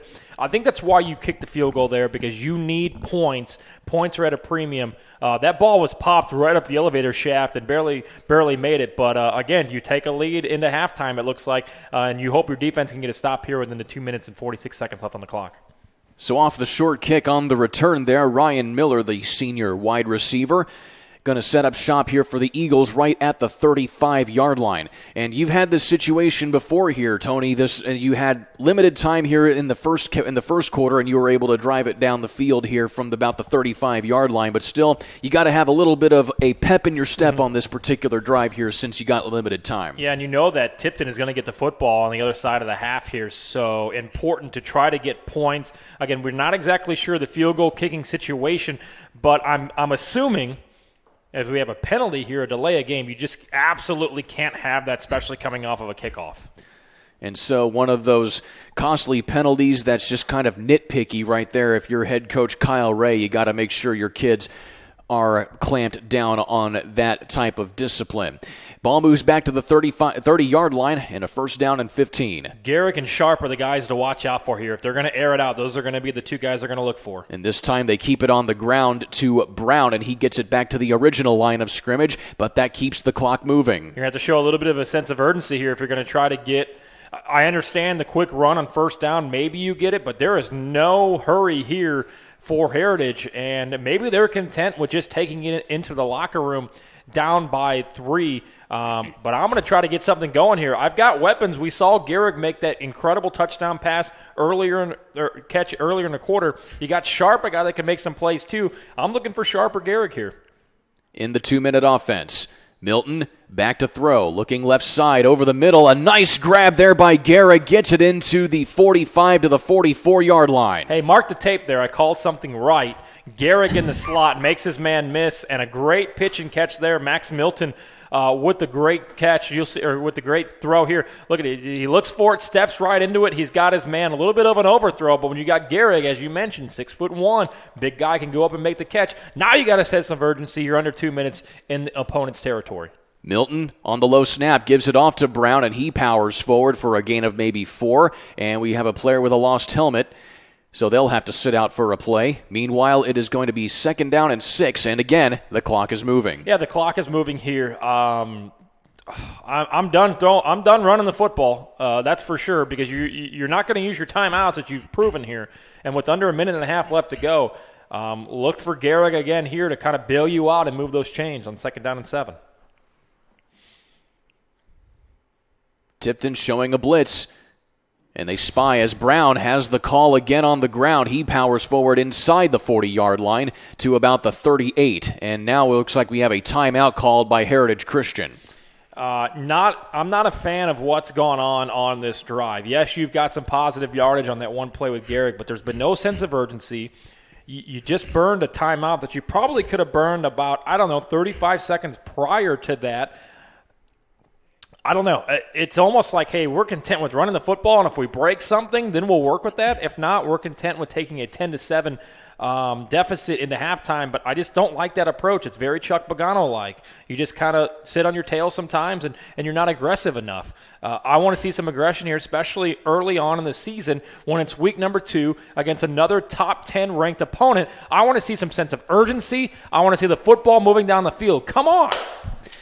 Tipton and Heritage, as Tony, you alluded to there, a top 10 matchup right here. Heritage Christian number 5 in the IHSAA coaches poll. Number 7 is Tipton, and it's definitely shown either you either get a shootout or you get a stalemate, and we have the looks more of a stalemate right here, but still a lot of action on the field. Well, I can't be wrong here with the Heritage Christian fans watching. They're probably thinking the same thing. Why aren't we trying to get that football at least into some kind of field goal range? Running it on 1st and 2nd down sets up a 3rd down and short here. It is 4-down territory, but you got to put the football in the air here to try to score points. 3rd down and 2. They give it to Colton Brown. He has a lot of running room up the middle and is inside the 30 down to the 29. And again, another timeout going to be called. It looks like, no, they're going to keep the clock, they're going to keep things moving here, and now the clock winds as they move the chains.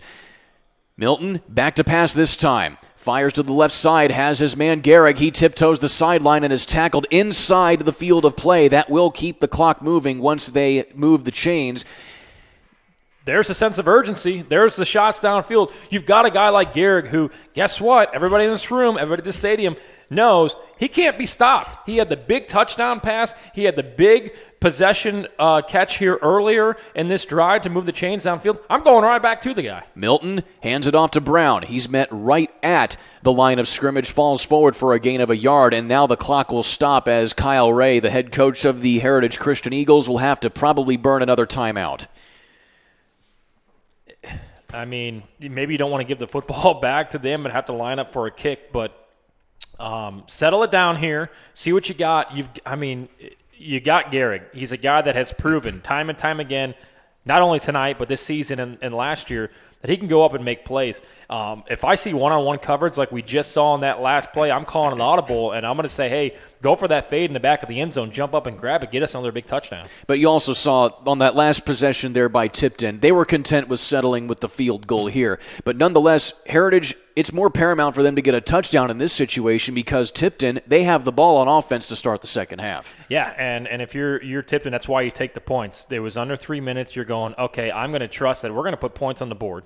go up 10-7, and I'm going to trust that my defense is going to come up and make a stop, which they've done pretty much the entire night, except for that one touchdown catch by Garrick, which that was even from 24 yards out after short field position. So Tipton said, look, we're going to put this on the defensive shoulders to go into the locker room up 10-7. Heritage kind of a slow starting drive on this one here. We'll see what they do here on 2nd down and 10. Inside of a minute to play here in this first half. Milton looking right into the end zone, and it's in. Do they call it in? Touchdown, Heritage Christian, and Nate Thompson on the reception. Quick slot through the middle, grabs it. Great throw there, because that's a throw that there's no margin of error. You have to put it right on the number. He did. Thompson hauls it in for the touchdown. Great throw there by Max Milton. And we take a look at the replay here, just looking a little bit to the right here from the left hash. Yeah, and the defender moving backwards. And again, you see the window there on the replay. Not a lot there. You've got to hit him right on the numbers there. So kudos to Max Milton for that great pitch and catch. Great throw there for the touchdown. And Heritage goes on top for the first time tonight. King looking to add one more. Snap is down, and it is through the uprights and good. 14-10 your score. Heritage has their first lead of the night. Back in a minute on Indiana SRN.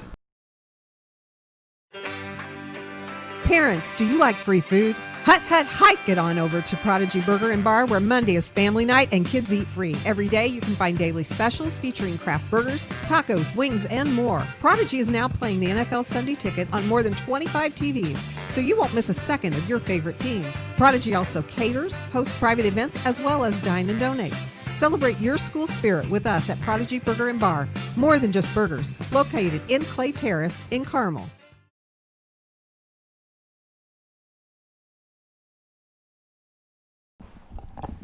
Subscribe to our YouTube channel at Indiana SRN. Click the red subscribe button and get any action that you want from Indiana SRN on demand. There's been a lot of big plays in this game here tonight. You can certainly watch it on the playback at our YouTube channel at Indiana SRN.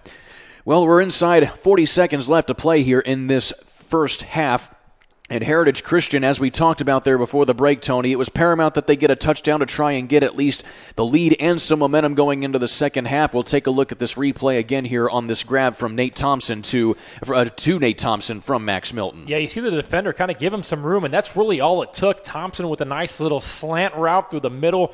Max Milton, can't say enough about that throw. Put it right on the numbers where it needed to be for the touchdown. Hopefully we can see it again at halftime. We don't need to see it right now, but if you missed the Garrick touchdown earlier in the game, this is one that is going to make the highlights for high school football around the state of Indiana for years to come. It's one of the best catches you'll see. Hopefully we'll be able to check that back out at halftime. 37 seconds here, 14-10. I think the kickoff determines what's going to happen here. If I'm Heritage, I simply squib it downfield, and then, maybe there's a little bit of a bobble, maybe a fumble, then you grab the football.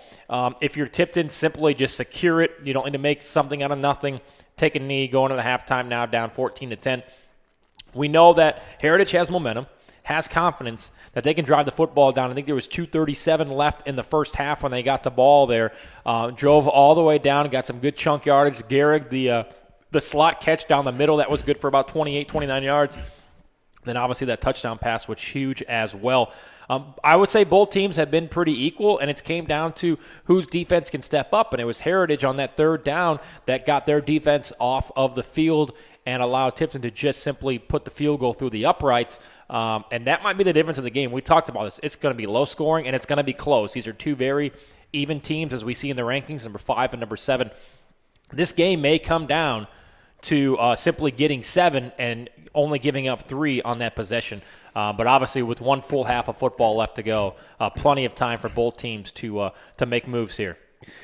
Both teams either looking for their second win of the season to stay undefeated. And, of course, there's definitely some makeshift schedules in progress in the process here as the season goes forward. Tipton, looking forward, has battles against Lewis Cass, Lafayette Central Catholic, and Northwestern. That's going to be a tough stretch there for Tipton, especially going against the former 1A state champions in Lafayette Central Catholic. Tipton is going to be going against Eastern Hancock, Shortridge, and Covenant Christian. And so at this point, you're lucky to even have a schedule right now, and things could change at a moment's notice in these conditions. Yeah, and unfortunately, in the times that we live in, and you've got 16, 17-year-old kids, it's the importance of practicing social distancing, use hand sanitizer. I mean, it's just stuff that it's like, yeah, I know I'm supposed to do that, but it's so important than ever to do that, because we saw it with Newcastle last week in the game that I did. One kid got COVID. Okay, so then that forced everybody else to be on quarantine and take tests. Well, that puts you 7-8 days behind. Last week, they walked out on the football field, did Newcastle, and they'd only had one full practice. It was the night before. That's why the game got moved from Friday to Saturday. So, yeah, you've got to be safe. You got to be smart here. And the kick is fielded at the 10 or 5 or 10 yard line or so, and it is immediately taken down. And now we have some antics a little bit there after the game, after the catch right there. And on the return for Tipton was Drew Pierce. We'll see what they do here. I believe Tipton has 2 timeouts, if not mistaken. You don't have your workhorse, I don't believe, in Lyons back into the game.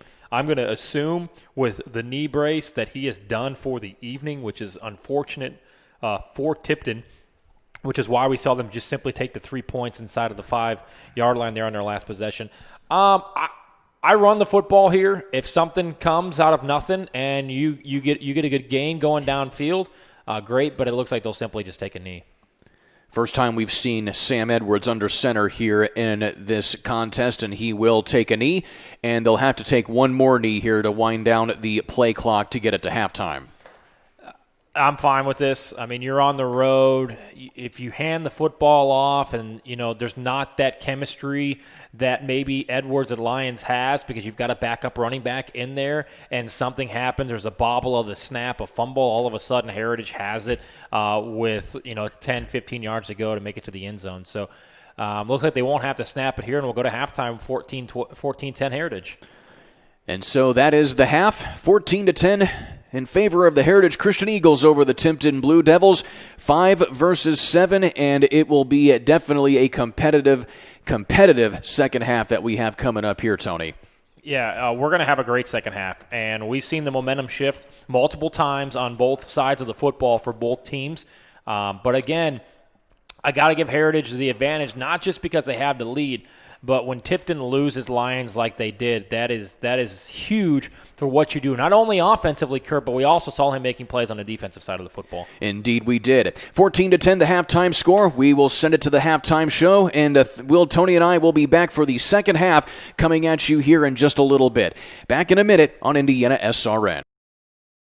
Burtner Electric Incorporated has been proudly serving our residential and commercial customers with quality electrical repair for over 33 years. We are fully licensed and insured in electrical wiring and electrician service packages. You'll receive a competitive assessment, whether you're a homeowner or a business owner, first-time or long-time customer.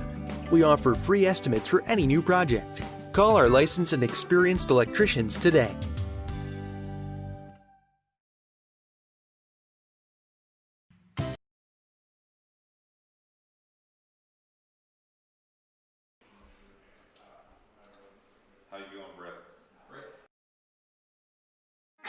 Piper Group Warehouse has a strong commitment to their clients as their logistics provider. If you would like to discover how you can improve your service levels while lowering your overall cost, Piper Logistics Group can help. Call Greg Piper today at 317-396-3916. Piper Logistics Group.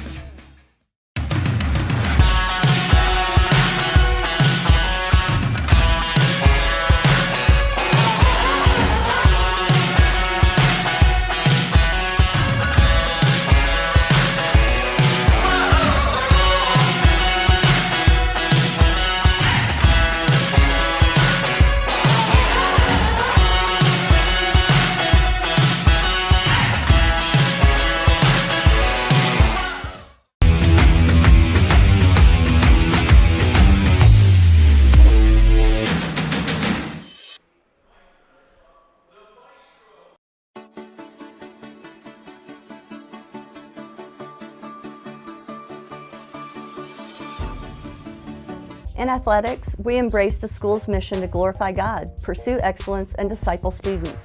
This mission is at the core of who we are, driving our students and coaches to pursue athletics in a distinctive way that brings honor to Jesus Christ.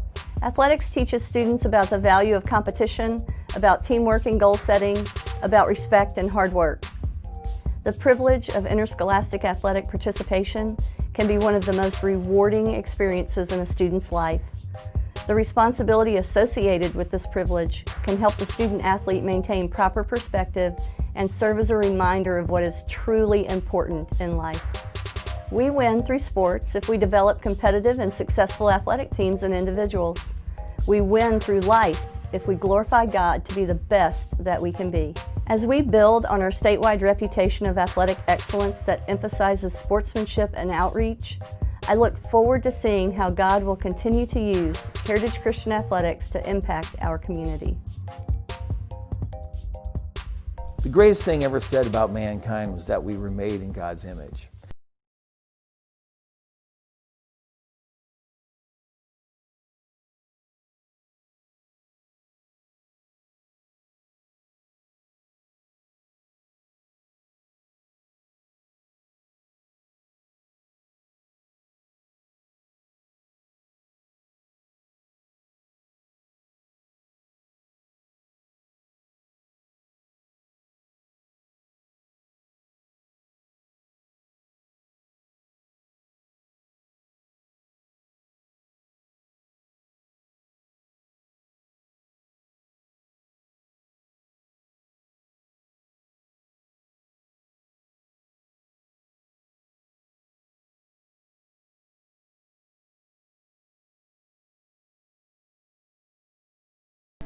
The best thing for me about Heritage is that you form such close relationships with teachers and other students. It's just amazing for me to be walking down the hallway and to run into one of my old elementary school teachers, and they still remember my name. They'll come up and give me a big hug and be like, "Rachel, oh, how are you doing? Like, tell me about your life." That's right. That's right.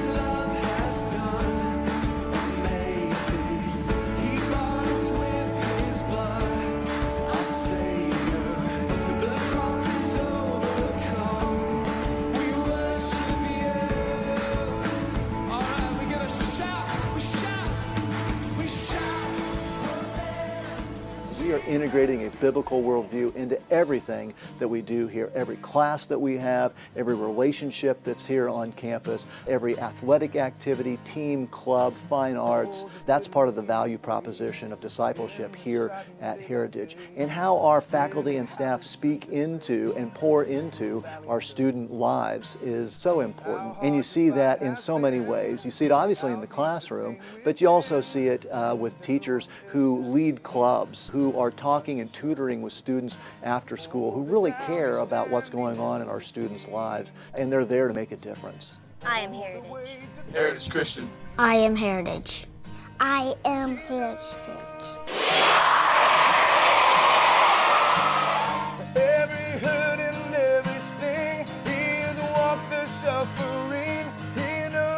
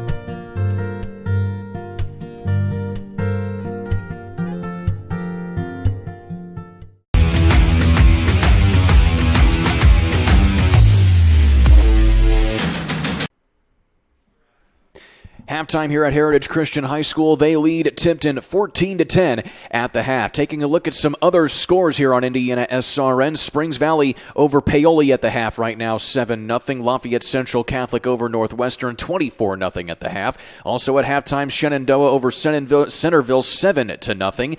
Silver Creek at the half over at Providence, 21-0. New Albany and Jeffersonville in a tight battle right now, 12-7 at the half there. Mooresville and Plainfield. Mooresville's come back after trailing early in that one, 20-7 at the half in that contest. Covenant completely shutting out Attucks right now, 42-0. There's a running clock there, as is for Cecina and Cascade, 42-0 the half, the score in that one as well. Fishers over Noblesville in an HCC conference matchup there, 7-0 the score.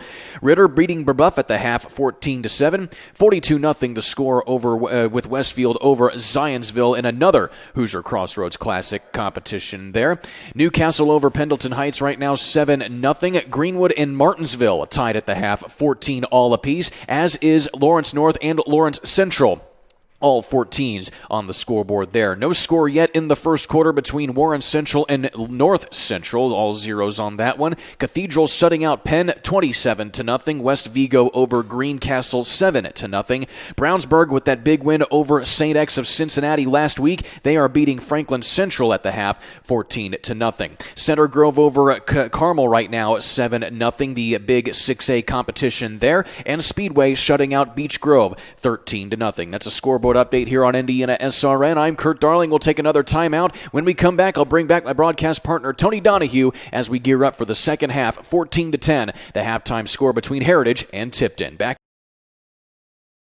Our family has been very happy working with Wallflower Pictures, because they make sure that I get the acting skills that I need in this industry and the education that I need.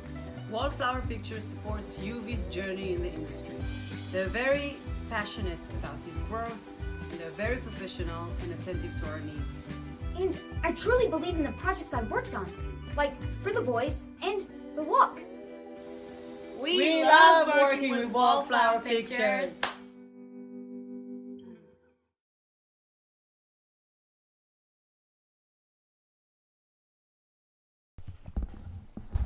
Subscribe to our YouTube channel at Indiana SRN. Click the red subscribe button and catch all the action that you missed on demand whenever you want.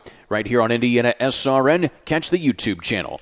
Well, with Tony Donahue, I'm Kurt Darling, getting set for some second half action here at Indiana SRN. Sorry, I've got a mouthful of pizza here. Thanks to Giacomo's Pizza for giving us some well done pizza as well here as we're broadcasting remotely off-site from where this game is being played at Heritage Christian High School.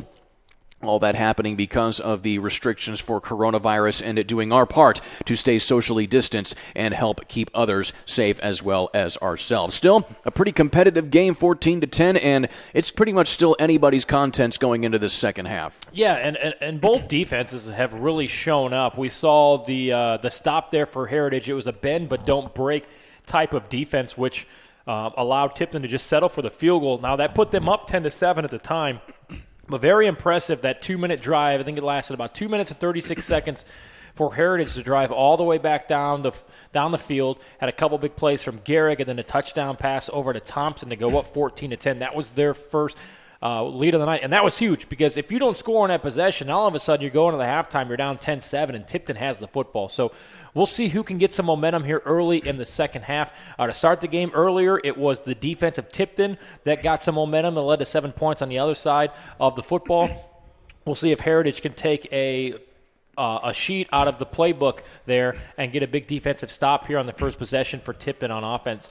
Hate to call a kid out here, but I'm going to be very interested to see if Heritage has the punt, what that snap looks like, and if they determine that, because we didn't see them really go to the punt that often. They went for it a few times. They kind of made their bed early in this game to where we're going to go for it on fourth down territory.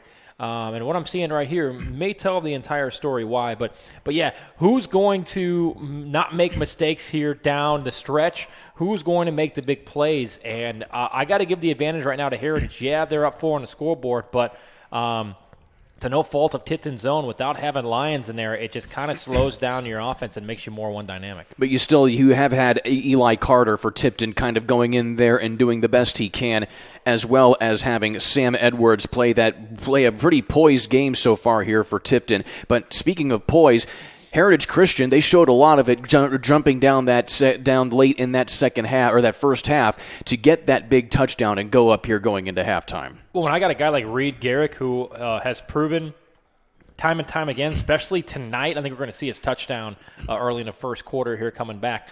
But when you've got a guy that is the biggest bodied receiver on the field and is out stretching and outrunning the defense, you got to keep going to him. He's a guy that I think could easily – he's got to be close, but could easily go for 100-plus yards tonight receiving. He had a great touchdown pass or touchdown catch to go for the first score of the night for Heritage. But then on that last possession late in the first half, he had that down the seam, go up and get it type of play and got some nice yardage after catch. So if you're going to win this football game, if you're Tipton on the defensive side, you're going to absolutely have to slow down Reed Garrick. Indeed you are. And, of course, talking about both of these teams here, it's been a competitive game and it's been entertaining, but especially for two teams that have never faced each other before ever. This is the first time that these two teams have ever met on a gridiron, and so far seeing some excellent plays so far. Kyle Ray, the head coach of the Heritage Christian Eagles, in his fourth season now at the helm for the Eagles, and, of course, Tipton with Aaron Tolley, lots of experience. And, you're talking about the Tolley family up there at Tipton. They have a history of winning. His dad up there, Mike Tolley, in 24 seasons went 190-73, and now Coach Tolley's record, Aaron Tolley, his record 111-61. So they're no stranger to success up there, whether or not based on who they have on the field. Yeah, and what's interesting tonight, as you mentioned, these two teams have never seen each other, and they probably have only seen the tape that came from last week.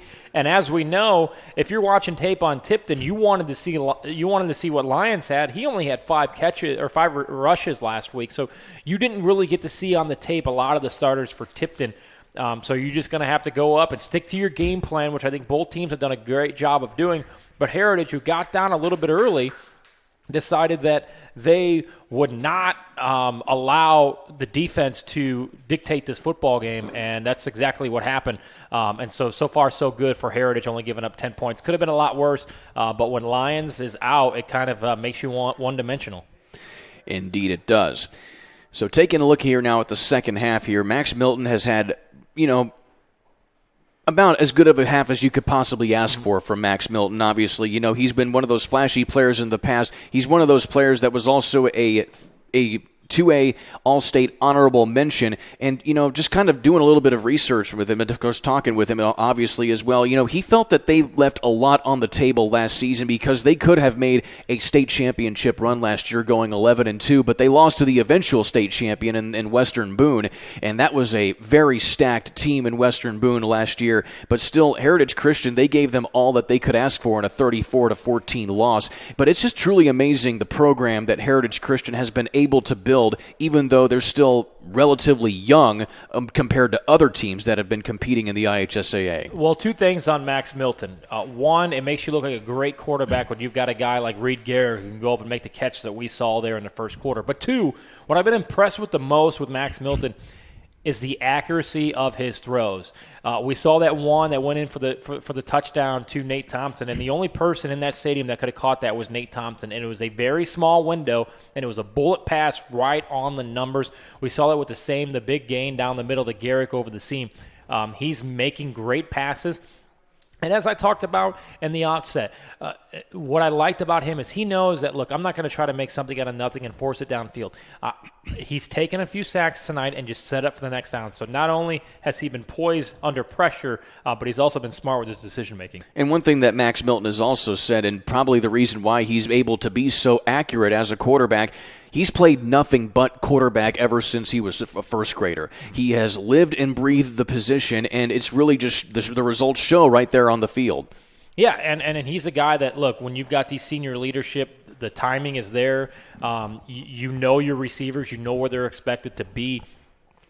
Which is a little bit of a hesitation at the beginning of a season because as we know, with the lack of practice, the timing could be off. Things could be a little bit different. But when you've got guys that have played together for so long, and I'm sure these kids played together for the last 5, 6, 7 years on the middle school fields, Pop Warner, and you start developing that chemistry, and we see it a lot. You see these teams that win the state championship, and you ask the quarterback, what does this mean? And a lot of times the first thing out of their mouth is, we've been working on this for not just 4 years of my high school career. We've been working on this for 7 to 8 years when we played middle school together, and especially in these smaller 1 and 2A schools, because these are the only players that you have per grade. So, yeah, when you get to high school, you probably mix in a couple juniors and sophomores maybe because you have such a small roster. But the senior class, those classmen that are together have been playing for years and years with each other, and that plays dividends when at the start of the season, you don't know who you're really going up against. You don't have a lot of tape on them, but also when the practice time, as I continue to mention, has been few and far between. So Tipton will be starting the second half with the football, having kicked it off in the first half to Heritage Christian, which made it all the more paramount that Heritage get that touchdown late in the first half. And now Tipton will have a chance to try and respond here. Getting set for some second half action. 14-10 the score. 2 quarters of play left to go here in this tight top 10 2A contest between these two great teams. Huge here on both sides. This kickoff can determine, there's so much momentum that can be gained and lost here. And I've liked what I've seen out of the kicking game so far when it comes to kickoffs for Heritage.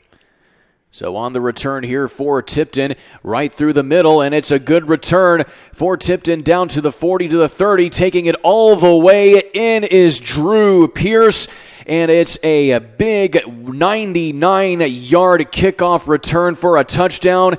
You want momentum back to Tipton? Welp, you got it right there. Right on cue for maybe the second time tonight. The momentum that can be gained on this. Now all of a sudden, the offense doesn't have to worry about a drive, and we see here he gets the seam, great blocking up front, and he's off to the races here. He's got one man to beat, and he blows right by him down the sideline for the touchdown. Big time there for the Blue Devils.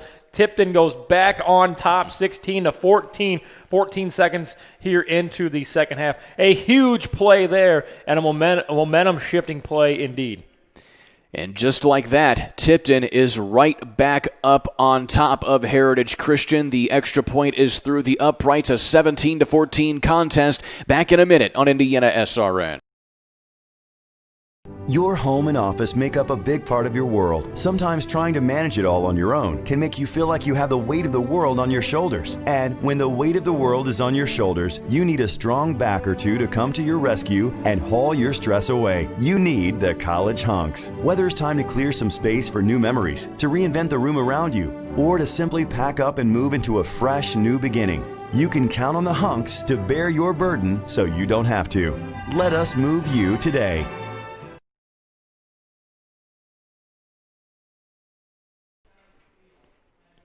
Well, if you missed the play that you just saw right there with the big kickoff return for a touchdown, you can check back at our YouTube channel. Get any content from Indiana SRN on demand and never miss an upcoming game either. Just click the subscribe button at Indiana SRN. With Tony Donahue, I'm Kurt Darling, taking a look at the replay again here of this big kickoff return for a touchdown. Yeah, and you see where it picks up right there. Just he kind of moved the opposition, the defenders that were coming, he moved them to the left, and then a quick step to the right, freed him up through 2 holes, had great blocking up front. Then it became a legs race, and when all you got to do is beat the kicker. You either run right by him or you lower your shoulder and run him over. He runs right by him there, and just like that, Tipton takes their second lead of the night after that major momentum-shifting play there on the kickoff. And so it's a short kick, and it's going to be fielded at the 30-yard line, and they'll power forward to about the 40, and Harrison Waltz almost busts it loose, but he is shoestrung tackled right there, and they'll shut up shop now just outside of the 40, maybe the 41-yard line. All right, now all of a sudden, if you're Heritage, you're back to where you had been pretty much that entire first half. You played either tied or from behind for 21 and a half minutes in that first half. So you're right back to where you were. Yes, you do not have the lead, but you just stay within your rhythm, stay within your offense. Decent field position here to start your first drive of the second half. keep chunking away as we saw in the final 2:36 of the first half. Here's Milton and the big handoff to Colton Brown, and he falls forward for a gain of 5. Again, their positive yardage. This is what Heritage has proven that they want to do. Just chunk plays, chunk plays, chunk plays. That big possession that they had late in the first half to take the lead was a lot of chunk plays. Yeah, they had the 14-yard reception for the touchdown, but outside of Gehrig's 22-yard completion, everything else was chunk plays, 4, 5, 6 yards at a time, chunk away, and then put that thing in the end zone. Milton with 2 backs in the backfield. Offset. Snap, he handles it, and Brown again on the call forward for a gain of about 3. Looked like a little bit of a lopsided timing-wise as far as the snap and then to the handoff. It looks like he was ready for that football before it was handed off, ready to be handed off to him. So get something out of nothing there. 3rd down and 3. Interesting to see what they do here. They have really fallen in love on those 3rd and shorts with the quick passes. And when you got a guy in the slot like Nate Thompson, as we see, who's open right now, I think that's the guy you got to look for. Milton back to pass, and he dumps it off to Brown, his first reception of the night. He gets the first down and then some into Blue Devil territory. Yeah, the little halfback wheel route there. It's a safe catch. It's a safe throw. You're within about 3 or 4 feet, and you get him on the run. The legs were already churning, and his momentum was going to push him forward to the first down there. Picks up a little bit more right around the 50-yard line. Tackled inbounds. Clock is running. Ball at the 49. See if they elect to take a shot here downfield. It's a bad snap. And Milton has to get rid of it. He does. He gets it off to Waltz, and he has some running room in down to about the 30-yard line. They'll probably mark him just shy of that, but still a little bit of a broken play, and they're able to capitalize. Yeah, and that's really the first time we've called Waltz's name on the offensive side of the football. He had the interception early. You'll see a bad snap here. It's a second straight snap that's been bad. Luckily, a nice little hop there in favor of the home Heritage Christian Eagles, and you make something out of nothing for a first down. You've got weapons, and these are weapons that can play almost against anybody in 2A high school football when you're talking about Thompson, Gehrig, Waltz, Sharp. These guys can make plays, and that bodes well for the offense for Heritage. And, of course, Colton Brown can make those plays as well as he powers forward inside of the 30-yard line down to the 28. Yeah, and again, chunk plays, chunk plays, chunk plays. And Kurt, you and I talked about this in the pregame show. They do such a good job of keeping you on your toes. They can throw it and they can run it. A lot of times teams get too one-sided and they rely too much on the pass or they rely too much on the run, and the defense knows what's coming.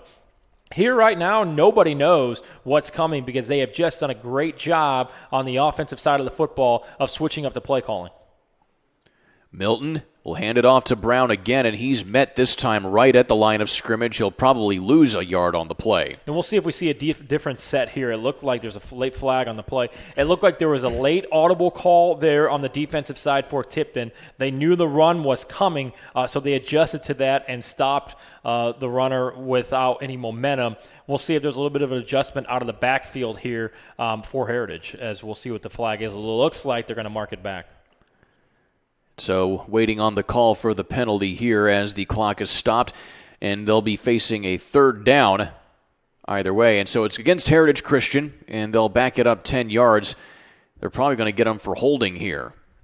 Yeah, and you hate to see that. You see a nice little chunk play, and it gets brought back on the penalty call. So the 3rd penalty here tonight for Heritage. So adding 10 yards there, it's 2nd down and 20. See out of shotgun here. And, go ahead. And Milton looking over the middle, nobody's there. Yeah, it just looked like a little bit of a timing issue there. Maybe got caught up and throws it over the top. Lucky to not be intercepted because you don't want to see your quarterback throwing it downfield, and the only jerseys anywhere near that football is of the opposite team. So put the ball back here, another 3rd down and long situation, and not exactly where you want to be if you're Coach Kyle Ray, after having been close to the red zone there. That penalty yardage really hampering him here. You've proven, and we've seen it with the punting game, that this is 4-down territory. So you don't need all 20 yards right here, but a quick chunk, maybe 8 to 12, would set you up for a decent amount. A dump off to Colton Brown in the flat. He has some running room. He gets first down yardage. He's heading to the house. Touchdown, Eagles! Nice screen. Great blocking up front on the screen pass. Untouched down the sideline. We know what a threat that he is for a touchdown. And Colton Brown there with the big play to give Heritage the lead right back. Off his back foot, and Colton Brown getting some excellent blocking, and one of his linemen was shoved in the back right there. But either way, it is a touchdown and 6 points for Heritage Christian, and awaiting the extra point here from Caleb King. If we see that again, and we may be able to after the timeout, there was a blocker. I didn't quite grab his number, but one of the dudes blocked 2 guys off the spin move, and that's what set him free. So we need to give that lineman, that block, some pressure. Here it is again. It's a bad muffed snap. And now they're going to have to try and go for 2 points, and it does not go. So a muffed snap will keep it a 3-point ball game, 20-17, your score going into the timeout. Back in a minute on Indiana SRN. Life comes at you fast, so it's important to have some help along the way. Ah, my favorite patient.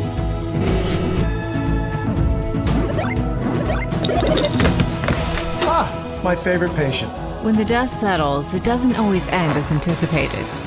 Embrace the journey and care for the ones around you. My favorite patient. For everything else and every stage in between, my favorite patient. Methodist Sports Medicine is here for you.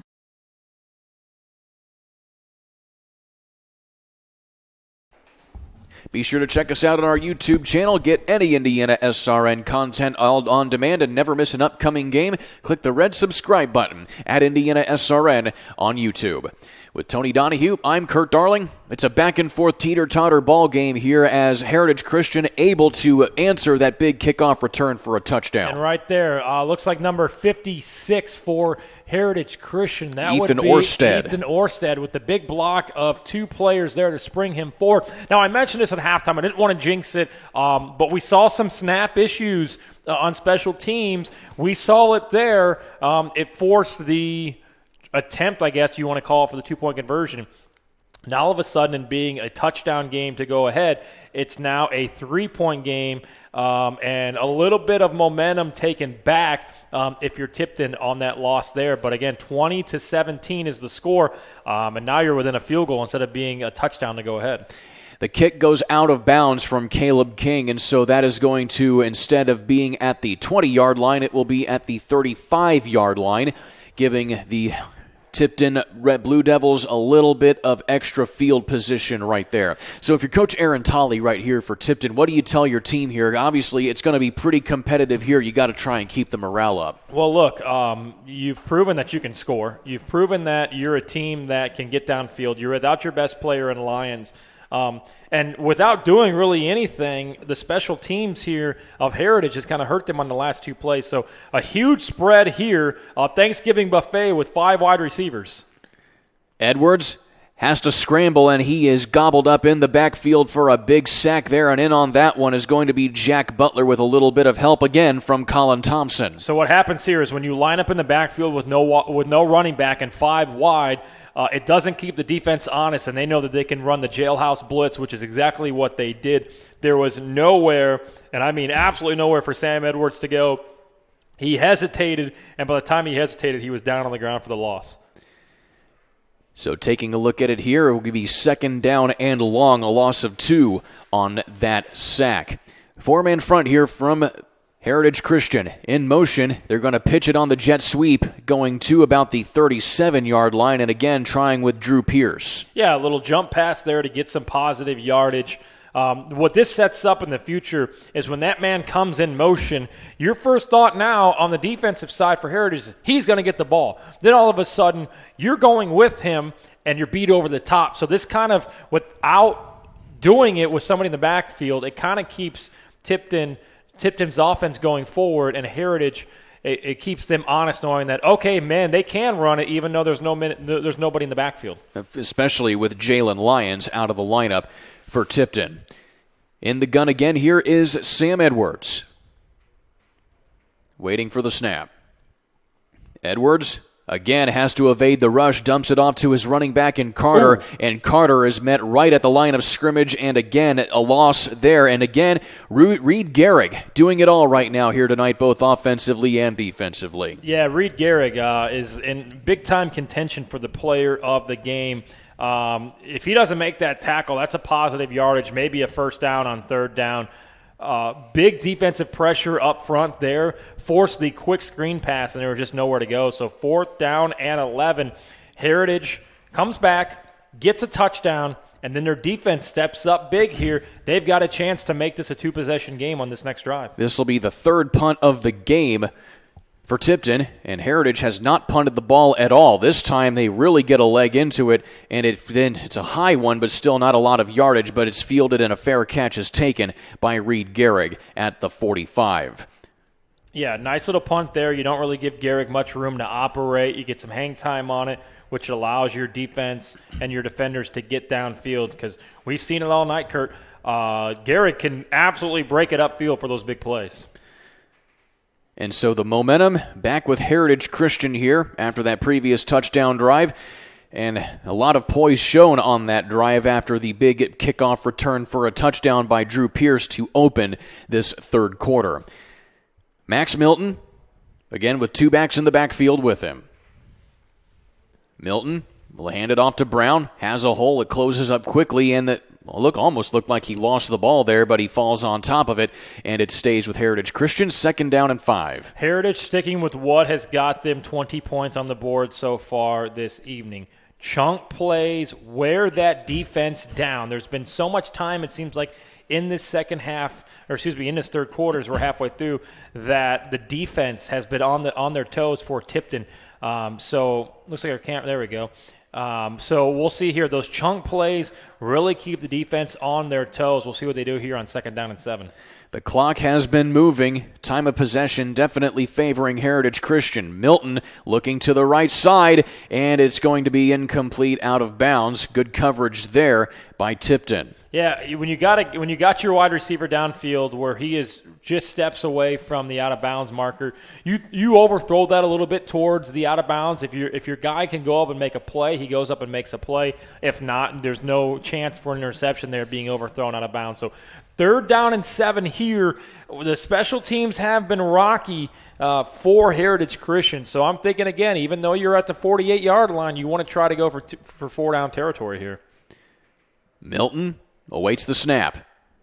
Has to pass, looking left, and in through the hands of Reed Gehrig. Had he caught that would have been a 1st down. Yeah, big push up front on the defensive side of the football for Tipton, and that forced the quick, hurried throw, which was slightly overthrown.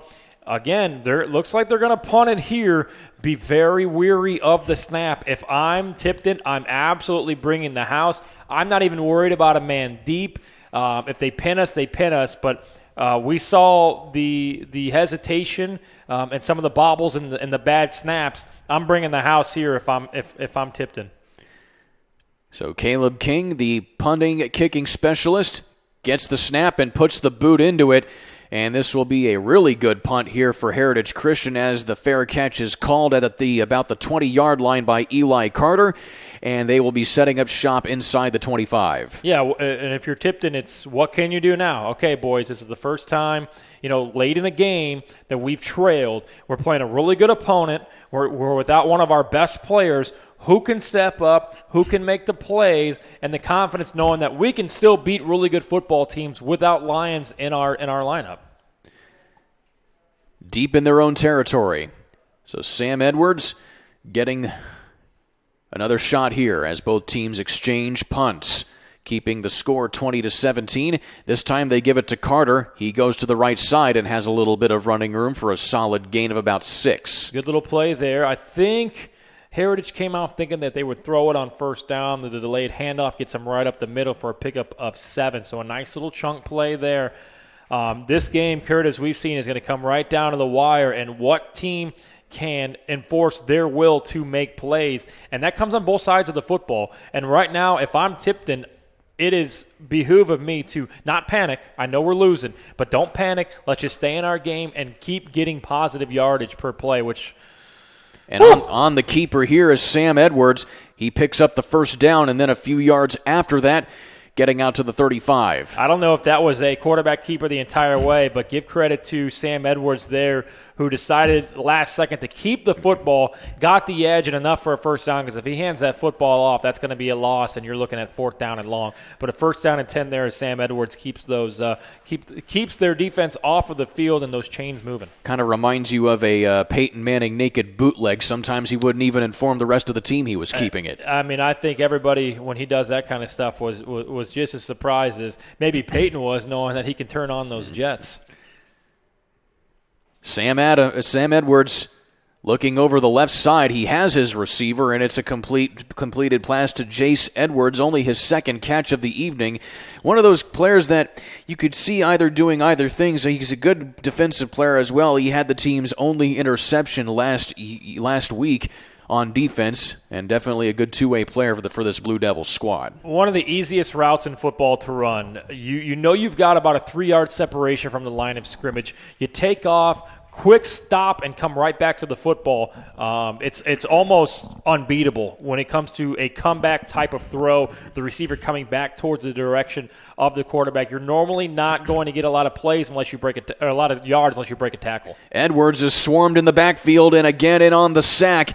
This time from the defensive backfield, it looks like it was going to be Waltz coming in there from the safety spot. Waltz, couple big plays so far tonight on defense. He had the interception there in the first half and a nice sack there to force a 3rd down and 7. Thought Edwards might be able to score him out of that one, but a great tackle there for the sack. The 3rd sack tonight on the defensive side of the football for Heritage. Harrison Waltz had 8 tackles last week out of the middle linebacker position. 5 of them were on his own. And another big two-way player there for Heritage. Sam Edwards sends his man in motion, going to dump it off now to Carter.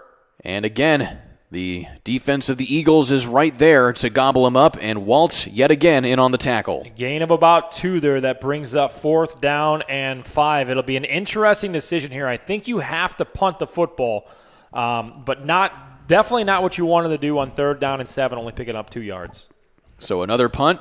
3 punts in a row here. We've gotten a little bit of a stalemate here after this quarter started pretty quickly with the kickoff return for a touchdown, then the subsequent drive for a touchdown by Heritage Christian, and it's just become a special teams clinic here ever since that. Good snap. And the punt this time takes a pretty good Tipton bounce, and Gehrig stumbles fielding the ball, but he hangs on to it and at least salvages a couple yards back out to the 31. Great decision there by Gehrig to pick it up and at least push the football forward 2 more yards. If he lets that thing bounce, Lord knows how far it would have bounced. They probably would have lost on their 10 to 15 yards there. So great decision making there. Kudos to both teams and both coaching staffs for making adjustments at halftime and saying, look, we need to make a focus on defense. We need to stop these guys. And like you mentioned, Kurt, if not for that touchdown on the opening kick, I mean, it would still be sitting here at 17-14. The momentum right now is up for grabs. I mean, we talk about how important that is in high school football, especially if you're the home team, to keep and hold on to that momentum. So we'll see if Heritage can go up by 2 scores on this drive. Milton going to hand it off to Colton Brown again. This time he has a lot of running room up the middle and is a shoestring tackle there for a solid 10-yard gain and probably very close to a first down. Yeah, very close to that first down marker. Looks like he'll be just shy on about a 2nd down and 6 coming up here.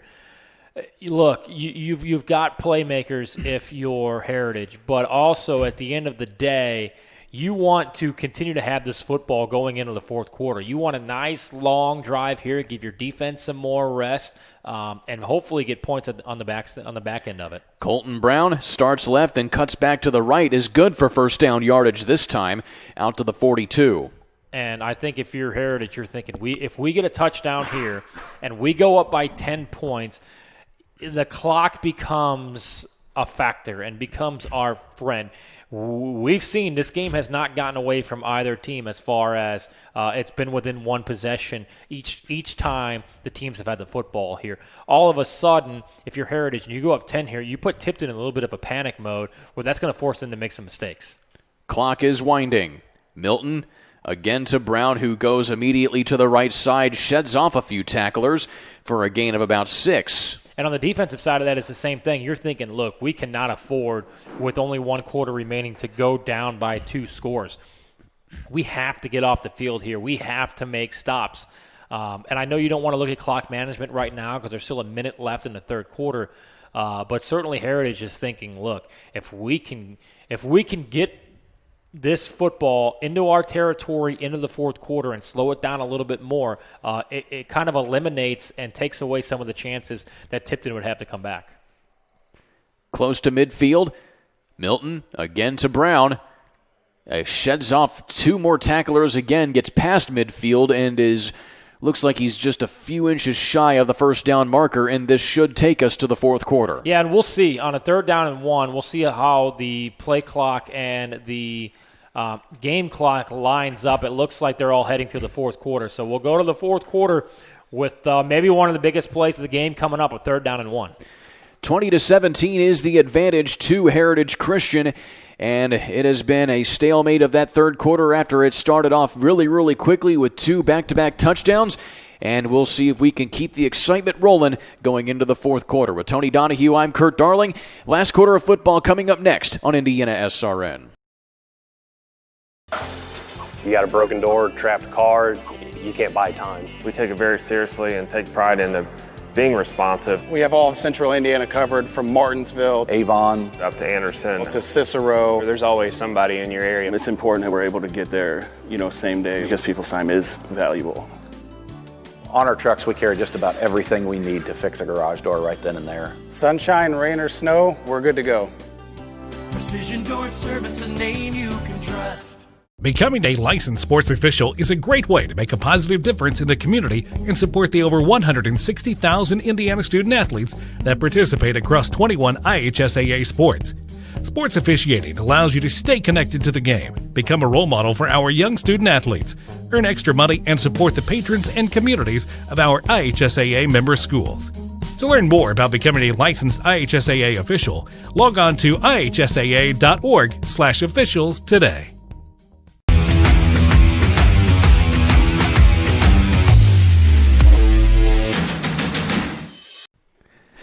One final quarter to play here. Heritage Christian is on the move in Tipton territory. With Tony Donahue, I'm Kurt Darling.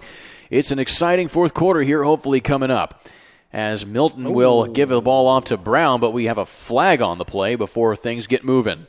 It came in the backfield, which tells me it's going to be a false start more than likely, and it'll push it back. So huge there for Tipton. We just talked about it, Kurt. Can you get off the field early in this fourth quarter, and what could be the biggest play? I think we're going to look at this penalty right here. If Heritage doesn't pick up this first down or they come short, we're going to look at that penalty and say, this is possibly where the game turned into Tipton's favor. So a 3rd down and 1, which more than likely, probably 75% of the time you're going to get, now becomes a 3rd down and 6. So Milton working at his own 45-yard line. Milton gets rid of it quickly over the middle. Does he catch it? I think it's incomplete. And he's just going to call it incomplete there, looking for Harrison Waltz again. Looks like he went up and made the catch on a little bit of an overthrown football there, but then just could not haul and complete the catch on the way down. And again, a 3rd down and 1 with the penalty becomes a 3rd down and 6. You don't convert, and this is the momentum and the confidence that Tipton needed, is to get off the football field, and we'll see. Again, watch the punt here. The snaps have not been very consistent on the special teams end for Heritage. So, again, I'm sending the house here if I'm Tipton. 4 straight punts here by both of these teams, and it's a muffed on the snap, and looks like King's going to try and run it, and he gets it back to the 45. He may have lost the ball. Either way, that's where the ball is down, and that is definitely not what you wanted to see if you're head coach Kyle Ray. That really couldn't go any worse, and we talked about it on the replay here. He watched the snap, and it looks like it was a one-hopper, and you got no choice there. Maybe you do a rugby-style kick But at 17 years old and you've got big dudes coming after you, you just kind of try to take off running in the opposite direction. Bad snap there, as we talked about, could happen. And now all of a sudden Tipton has the football on Heritage's side of the field with the momentum, that big third down stop, even though you were aided by the penalty. You don't have Lions here, but you got plenty of time. And all of a sudden, if you go up by a score here, the momentum has totally shifted into your favor. Edwards off to Carter. He cuts back to the right side and is able to power forward for maybe about a 5 or 4 yard gain there. Write it down, Kurt, because we talked about it. The first two plays of the fourth quarter are what could make the difference in this game. You had the penalty on third down, and 1 pushes it back to a third down and 6. You don't get it on the incompletion, and then the 4th down and 6, a bad snap. You don't even get the punt off. You lose about 4 or 5 yards. I think those 2 plays right there, we're going to look back at the end of the game if Tipton wins this as where the game shifted and turned. Now, if you're Heritage, you've got to rely on your defense to step up. 4-man front for Heritage on the defensive end. Edwards hands the ball off to Carter, sheds off a couple tacklers, and now has some running room out inside the 30-yard line down to the 29, and a big first down there picked up by the Blue Devils. Yeah, going into this game, we thought it'd be Lions. He gets injured. Carter doing a great job so far, as you mentioned earlier, Kurt, of stepping up and filling that void. Now, you're never going to have that dynamic playmaking skills that Lions has, but as a sophomore on a second down like that, to pick up yards and not go down, keep your feet churning, all of a sudden, now you're inside of the 30-yard line and the entire field opens up for your offense. Not to mention now that the clock is running, and that's taking time away from Heritage Christian to try and respond if Tipton is able to get a touchdown here out of this possession. Edwards, again off to Carter, has some running room, but is immediately tackled there as the running room quickly shuts down, and now we have a player down on the field. That looks like Waltz. That's slow to get up. Yeah, it looks like he's favoring his left leg, possibly, maybe a Charlie horse, you hope. Nothing more than that. Let's hope for the Heritage Christian Eagles. Both teams head to their respective sidelines for the time being. 20-17 is your score here, and the clock is finally stopping here, and believe it or not, this might work to a little bit of benefit here for head coach Kyle Ray to try and calm your team down, especially on defense, because right now, Tipton, they've been able to get a little bit of momentum on their side on the legs of Eli Carter. Yeah, and special teams, bad plays, bad snaps. Now, all of a sudden, you've got Carter, and you look, hey, when going into this game, yeah, we knew Carter probably had a chance next year to play varsity and really get some big-time minutes. But now it's like, look, man, next man up. You got to get in there and make some plays for us. He's done that so far and has played exceptional and is certainly a reason why they only trail by 3 points. 10:09 on the clock here in this fourth quarter. 20-17 is your score. Did you know Indiana SRN streams more than 300 games a year that reach millions? If you would like to help put kids first, and of course by advertising on Indiana SRN, contact us at coach at Indiana SRN. Again, that is at coach at Indiana SRN. Also, make sure to subscribe on our YouTube channel, because if your grandma misses the big game, well, you know what? You can actually have her go ahead and catch it by subscribing today to the YouTube channel. Catch every game and watch it again and again on demand. Oh, and so now the scoreboard looks like we lost the scoreboard there at their Heritage Christian football field there. Got to get that back right now. Of course, always a little bit of a technical glitch here and there that you got to deal with, but you just got to keep powering forward. Yeah, and we'll see if a big part of the defense that we just saw go down in Waltz, if he comes back in, because not only is he great on the defensive side, he's got a sack. And there you go, lights out. Great camera work there. So we'll see if they get that back going. There it is. I don't know, Kurt. I've never been involved in a game where the scoreboard goes out. Like, what would happen if that thing doesn't come back on? I mean, is it a big deal? Is there a seperate play clock there? That's when you go back to the old Polo Grounds days of just using it in an official book on a bench. Yeah. Do you play some kind of noise after every minute that goes by? I don't know. Luckily, you get the horn out. Yeah. Luckily, we don't have to worry about that. But a big second down and 10 here, spread out to the right, comes Tipton. And up the middle, this time they hand it off to Drew Pierce, and that's the first true handoff he's gotten out of the backfield tonight, which is something that he's able to do, and he gets a few yards. 2 yards there, 3rd and 8. Look, you're at the 25-yard line. That's a 42-yard attempt from there. What I saw on their first field goal that barely went through from about 25 yards, I'm a little hesitant here. So I think you're in four down territory here if you're Tipton. 3rd down and a long 7. Watch the blitz on the left side. The center just picked that up. And they're going to keep it himself, does Edwards, and he is immediately gobbled up right there as the blitz, though he gains a few yards, is still pretty effective for the Eagles. 4th down and 5 here. You're at, what, the 22-yard line? That's a 39. Look, it's decision time. They know it. It's a big ask. Do we kick this field goal and hope that we make it or tie it, or do we go for it? I think you go for it here, if I'm not mistaken. They brought Caden Rogers into the game here, and he is a quarterback wide receiver on the depth chart. 4th down and 6. Maybe you do a hard snap count here and try to get the defense to jump off sides and make that a 4th and 1. We'll see. Ooh. Oh, and it looks like they may have jumped their own men off sides. That is a false start on Tipton, so anything that you had planned right there goes out the window. Well, now you have to – I think you have to go for it. I don't think that your punter is probably good enough to be able to pin somebody deep, even from that short of distance. You'll talk it over here, 4th and 11. That's tough. It's those double-digit yardage plays have been few and far between here for both sides of the football in the second half.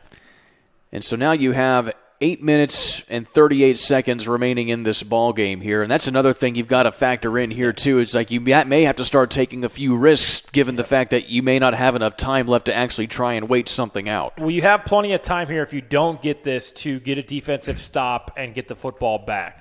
It's been a defensive struggle here this second half. As we know, the only points that came off the opening kickoff being taken all the way. I don't know, Kurt. You tell me, buddy. I think you run some kind of pick play for one of your big wide receivers. We've seen guys like Drew Pierce make plays. As long as you sell it. But it's got to be 2-step drop, plant your feet, and throw a quick strike, because I think if you're Heritage, you're bringing the house here to put pressure on Tipton to make a play downfield. So head coach Aaron Tolley there trying to fire up his squad to kind of try and deliver in crunch time. So it is still 4th and 6. Looks like they didn't move the ball at all here. Either way, this is where they're going to be setting up shop here. So 4th down and 6, 8:34 remaining.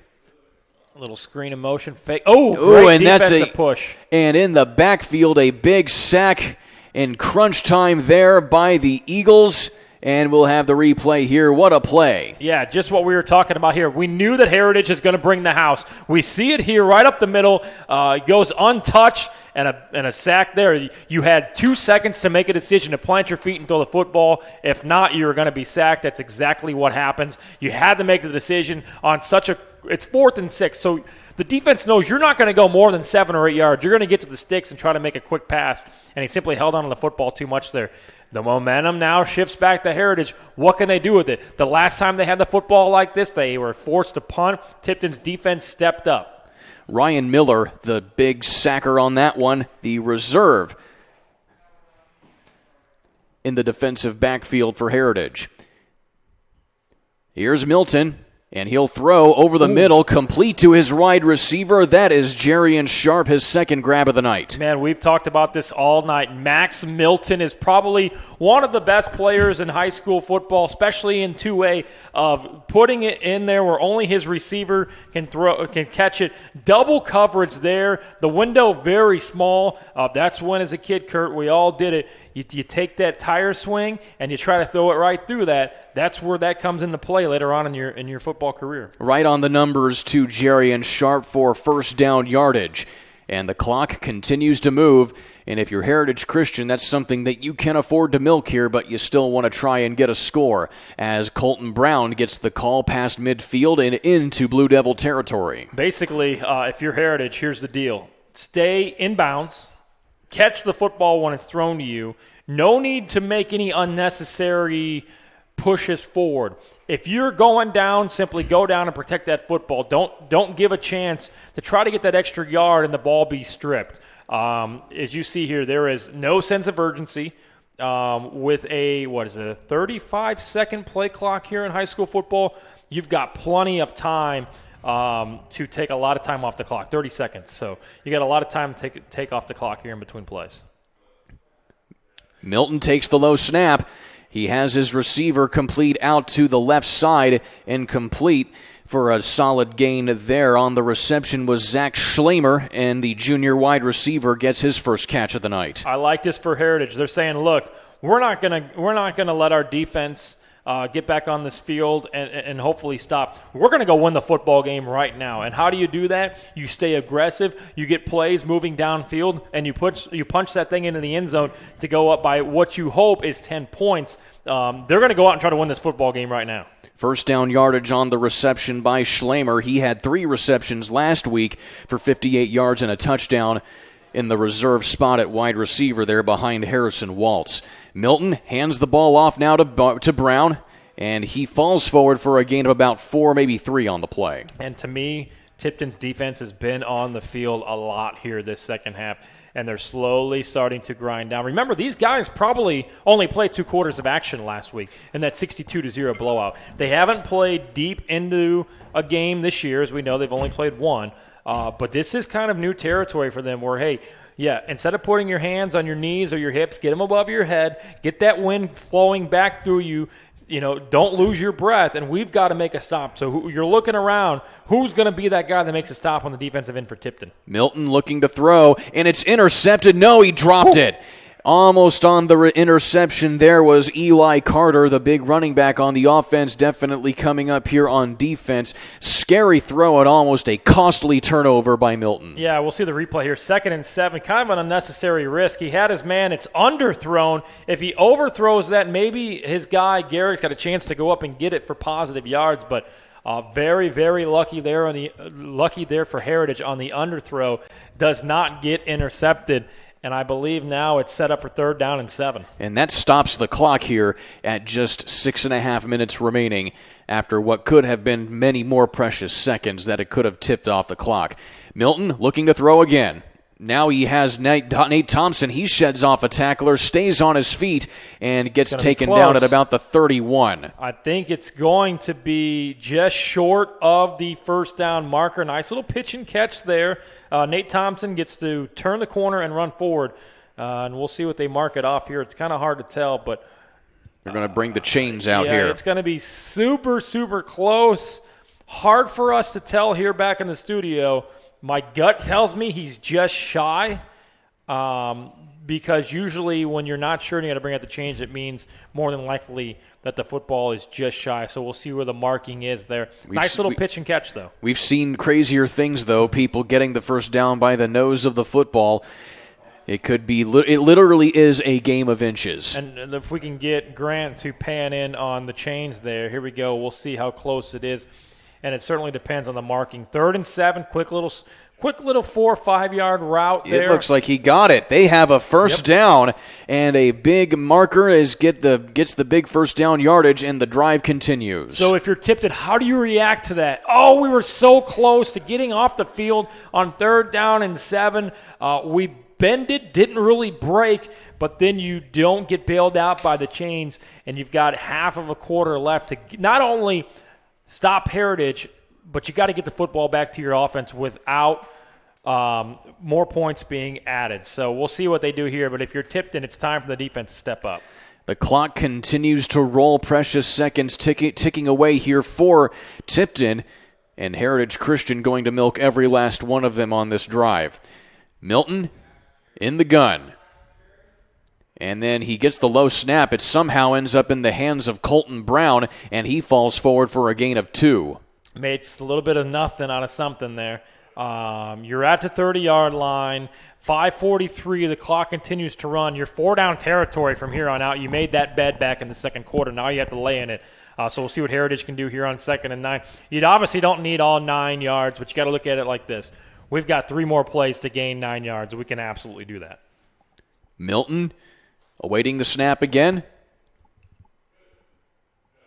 Drops back, over the middle. It's complete to Nate Thompson, and he high steps it in. Touchdown, Eagles! Wow, the back's against the wall for Tipton. They're not thinking that at all on 2nd down and 9, and a big play there down the middle. Nate Thompson, second touchdown catch of the evening, and just like that, Heritage Christian almost puts the nail in the coffin. Watch this move here by Nate. He just beats him straight up to the left with speed, makes the catch, touchdown for the second time tonight. And how about that throw from Max Milton? Perfectly timed right there for Nate Thompson just to outstretch his arms, perfectly placed, and a well-executed play there by the senior quarterback. Wow, absolutely huge play there. For lack of a better term, very risky there on 2nd down and 9. But a huge play there for the touchdown, and that really, really puts the pressure on Tipton. And that nearly blocked, but the PAT is good. A 10-point advantage, a 2-score ball game for Heritage over Tipton right now. 5:15 left, back in a minute on Indiana SRN.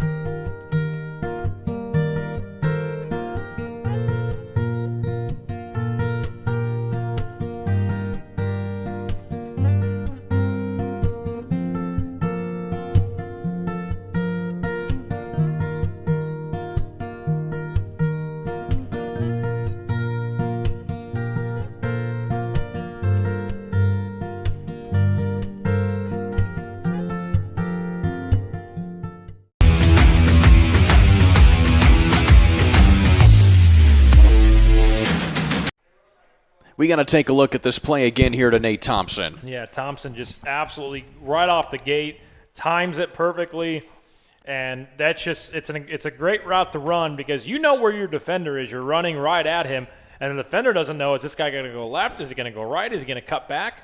And he just absolutely is too quick, Nate Thompson was. That quick step to the left, in stride, another great pass by Max Milton, right on the numbers for the touchdown, and now a sense of urgency for Tipton. You haven't been in this situation all night. You've got to hurry things up. We've seen them kind of nonchalantly be able to move the football, but now 5:15 to go, you've got to score early in this possession. And, of course, Tipton, they're a run-first, pass-second type of offense here as you see Carter field the ball at about the 30. He breaks it free. He's getting past mid. He fumbles the football. It's Heritage ball. Heritage ball.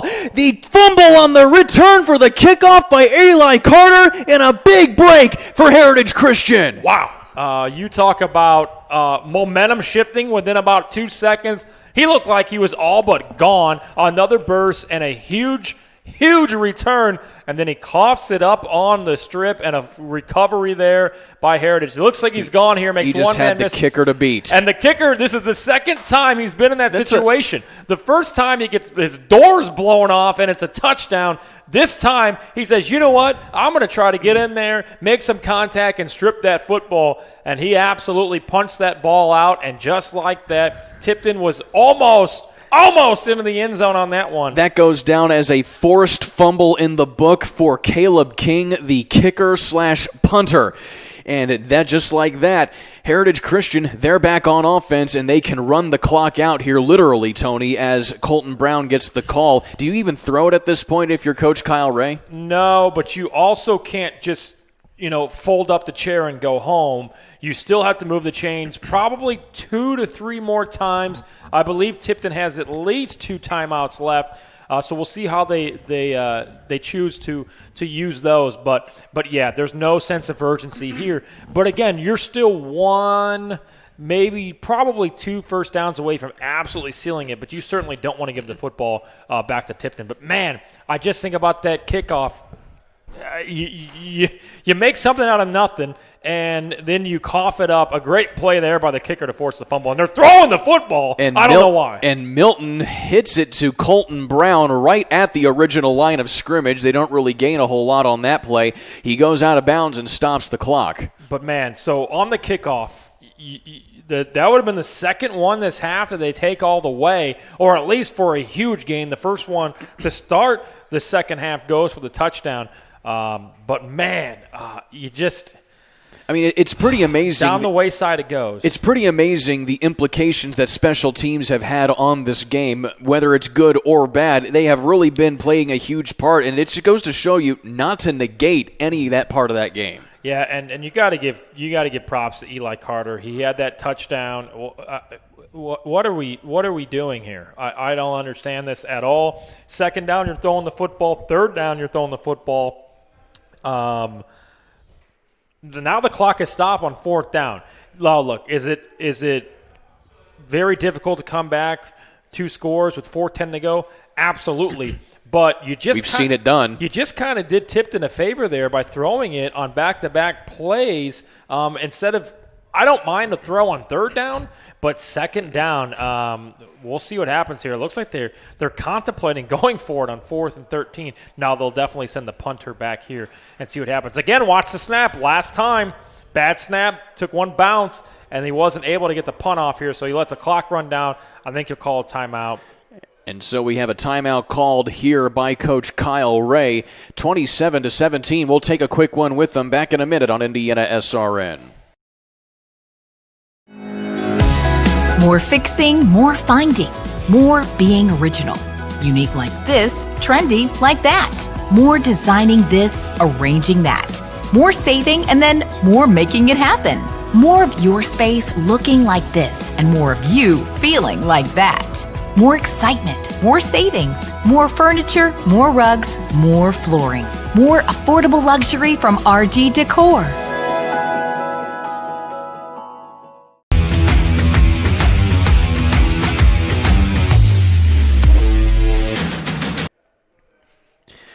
Well, it's a unique situation we have here. 4th down and 13. Heritage opting to punt the ball here after a big forced fumble on a kickoff return. And now they're going to give the ball right back here to Tipton with just over 4 minutes left. Bring the house, and they don't. And Caleb King gets the ball away. An boot. excellent punt by Caleb King, and they're going to down that at the 25, maybe the 20-yard line. It takes a roll for Heritage Christian, and the defense of the Eagles is going to have great field position here. Well, you're kind of coming into this possession for Heritage on the defensive side of the football and prevent. Look, we'll give you a couple chunk yardages here and there, but we know that we need to tackle you inbounds to either force you to take those timeouts that you have or simply make you go into the hurry up because the clock is certainly on the side of Heritage Hill. Tipton's offense has totally gone away this half. The only score came on that opening kickoff of the third quarter. Haven't been able to do much with it since. That's why they find themselves down 27-17. Edwards going to have to drop back to pass here. Has some protection. Rolls to his right. Fires off-centered. And he gets his receiver to about the 37, 36-yard line. And on the reception there, it looks to be Jace Edwards. Yeah, Jace is holding his left wrist there. Looks like he might have been hit with the defender's helmet. 3:30 to go here. We got to hurry it up, boys. We'll see the quick replay here. You're trying to look downfield. You get a little bit of breakage there, but just shy. Great job there by the defense of Heritage to tackle him inbounds and not let that clock stop because, look, there's already been 24 seconds gone off the clock, so they got to be up against it here at the play clock on 2nd down and 4. Colton Brown on the tackle, playing some defense here as the completed pass gets a first down for at Tipton, and on the reception there again appears to be Jace Edwards. I got to be on the line of scrimmage when these chains are set and ready to go, and there it is. I mean, you've got to be in a hurry up here. I'm almost going no huddle And when I get a first down, I need to be lined up on the football when they wind those chains. Drew Pierce on the previous reception. Edwards again looking in that direction, and it is batted down and incomplete by the secondary of Heritage. Yeah, almost intercepted there. That could have been taken for 6. Second down and 10 here. It looks like they're committed to just throwing those quick 4 to 5 yard routes, which is not going to get you into the end zone. If I am Tipton here, I'm looking for that double pump. It's where you take off about 6 yards downfield, you take a slight turn back to bring the defender closer, and then he's got to backpedal, and you burn him down the sideline. We'll see if they look for that here. Stacking the line of scrimmage are Heritage. They bring the blitz. Still, Edwards has to go forward, has to scramble now. Nothing doing. He's tackled in the backfield for a loss, and it's a big sack for Harrison Waltz. Yeah, you almost have to take a timeout here if they have any. It looks like they will not. The clock is going to continue to run. I'm not saying that it's possible. Well, are we now going to take a timeout after? Yep, so we're going to take a timeout after 7 seconds had already ran off the clock. So we'll see if maybe the officials go back and take a look at this and maybe add a couple more seconds onto the clock. We'll keep it here on Indiana SRN, and we'll keep in mind the action continues on Indiana SRN tomorrow. A few games on the lineup as well. Mount Vernon going to be taking on Greenfield at 10 o'clock tomorrow morning. Also Traders Point and Clinton Prairie, and Frontier and Fountain Central. All going to be games that you can catch either on TV or radio. Catch all those games right here on Indiana SRN. 2:32 to go here in this ball game. A 10-point advantage for Heritage Christian, just to kind of reset things here a little bit from where we got here. At the beginning of the first half, it was all Tipton there off of that big kickoff return for a touchdown. Heritage responded with a big drive of their own to get that back, but then after that, it was basically a special teams fiasco with punts here, punts there, a punt back and forth for each team until finally Heritage was able to get and break that stalemate and extend their lead to 10 points with a big touchdown pass to Nate Thompson. And now we are back here again with Tipton trying to play some catch-up, but only with just a little bit of time left to go. We talked about this in the pregame show. This is going to be a close game, and both of these teams not really used to playing close games. Who can make those big plays down the stretch? So far, advantage Heritage. Edwards over the middle has his receiver incomplete just over the hands of Eli Carter. He had 2 guys that the ball just simply fell in between the 2 wide receivers to bring up a 4th down and 16.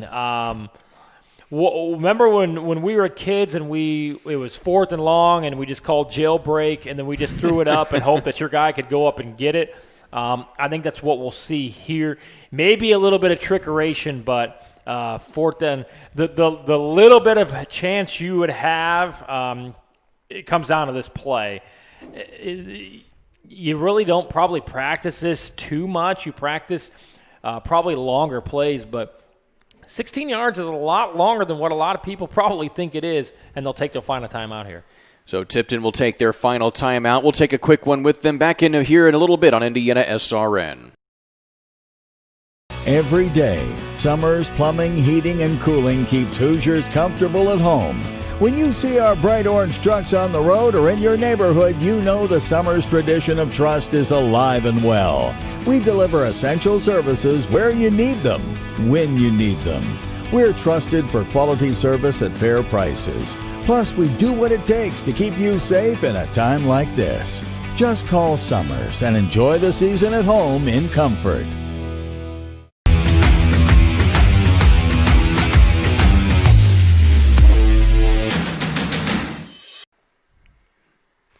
Back live here on Indiana SRN, and we have a tight ball game. Even though it's a 10-point advantage here, Tipton, they have to try and get a big 4th down conversion from 16 yards out. It's basically all or nothing right here for the Blue Devils. Yeah, and you got a few options here. You can go over the top, try to get it through the air. You can try a little trickeration, which would be, just have the quarterback design run the entire way. That's if they show blitz. They're going to give you 10 to 15 yards, but it looks like you're going to have to break a tackle or 2 to get this first down. Edwards has to try and pass it. Looking for his receiver, has to avoid the rush, gets rid of it. It goes down and incomplete. A turnover on downs, and that should just about do it here for Heritage Christian as they take the ball inside, they're deep in Tipton territory. Yeah, he knows, because you got a spy linebacker here that comes in. He can't run the football, and at that point, he does a good job of staying on his feet and bouncing off that first tackle. But then you just know, I just got to throw it up, jailbreak type stuff. Hope your guy can go up and get it. Some kind of miracle reception falls short. So if you're Heritage, you are 3 kneel downs here away from moving to 2-0 on the year, gaining confidence going into week 3, knowing that we just beat a top 10 opponent, and the schedule kind of shapes up nicely for them over the next couple of weeks. Giving it to Colton Brown here, and going to stay on the ground are the Eagles. No timeouts remaining for Tipton as they get it to the 25-yard line. So looking at Heritage Christian's schedule coming up now, they're going to be taking on Eastern Hancock. That game going to be on September the 11th, and then they'll be on the road at Shortridge. The Tipton Blue Devils going to be taking a 1-1 record to back home to Tipton, taking on Lewis Cass, and then Lafayette Central Catholic in the week following that one. So they have a tough schedule moving forward here over the next 2 weeks. Yeah, and a lot to be learned here on both sides of the football. Not perfect football. On both sides, as we know, there's been some mistakes. There's been some special teams woes, giving up long returns, fumbles, things like that. If you're Tipton, you look at it and you say, okay, here's where we are. We made a few mistakes. We also got some big plays. So you take some here, you give some away there. You take a little bit over here. If you're Tipton, this isn't a horrible loss. And the way I look at it, too, in high school football, you are literally learning every week in the regular season. And if you win, great. If you lose, that sucks. But it doesn't matter until you get into the tournament. And it is 10 weeks of a learning process till you get to the tournament. Both these teams were ranked coming into this one, as you again see Colton Brown take the ball there. 5th-ranked Heritage Christian, 7th-ranked Tipton. Obviously, both of these teams played to their ranking here tonight. They definitely show that they're able to be competitive in the 2A ranks right now. But also, if you're Tipton, as you mentioned earlier, most of these guys, they only played one half of football coming into this one. You get a full half this time, and given the conditions that we're working with here this season with the coronavirus pandemic and anything else like that, any rep that you can get, whether if it's a win or a lose, it's definitely beneficial. Yeah, and when you're Heritage, you get down early, it is so important to feed off that crowd, feed off the energy of what that crowd is giving you. And we saw that on that Nate Thompson touchdown where he basically ran into the student section in the back of the end zone there. So, I mean, you can make the argument if this game's played at Tipton, it could go the opposite way, and the Blue Devils could find themselves in the win column. But some great sportsmanship here late between the two teams, and just like that, the clock will expire 27-17. And that is the final score here.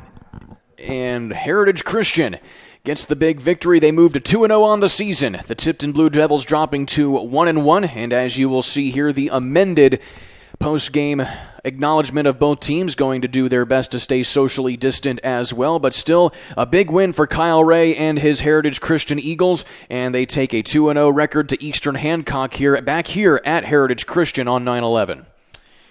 Big win, big momentum win. I really like what I saw as far as both teams. Both teams now know, hey, we can play from behind and we can play with the lead because it went back and forth throughout the night. Great halftime adjustments on the defensive side of the football for Heritage. They don't give up anything. The only thing they give up is that special teams touchdown on the opening kickoff of the second half. So big win there for Heritage. Final score once again, 27-17 for Tony Donahue. I'm Kurt Darling saying so long till next time. You've been watching IHSAA Class 2A football on Indiana SRN. So long, everybody.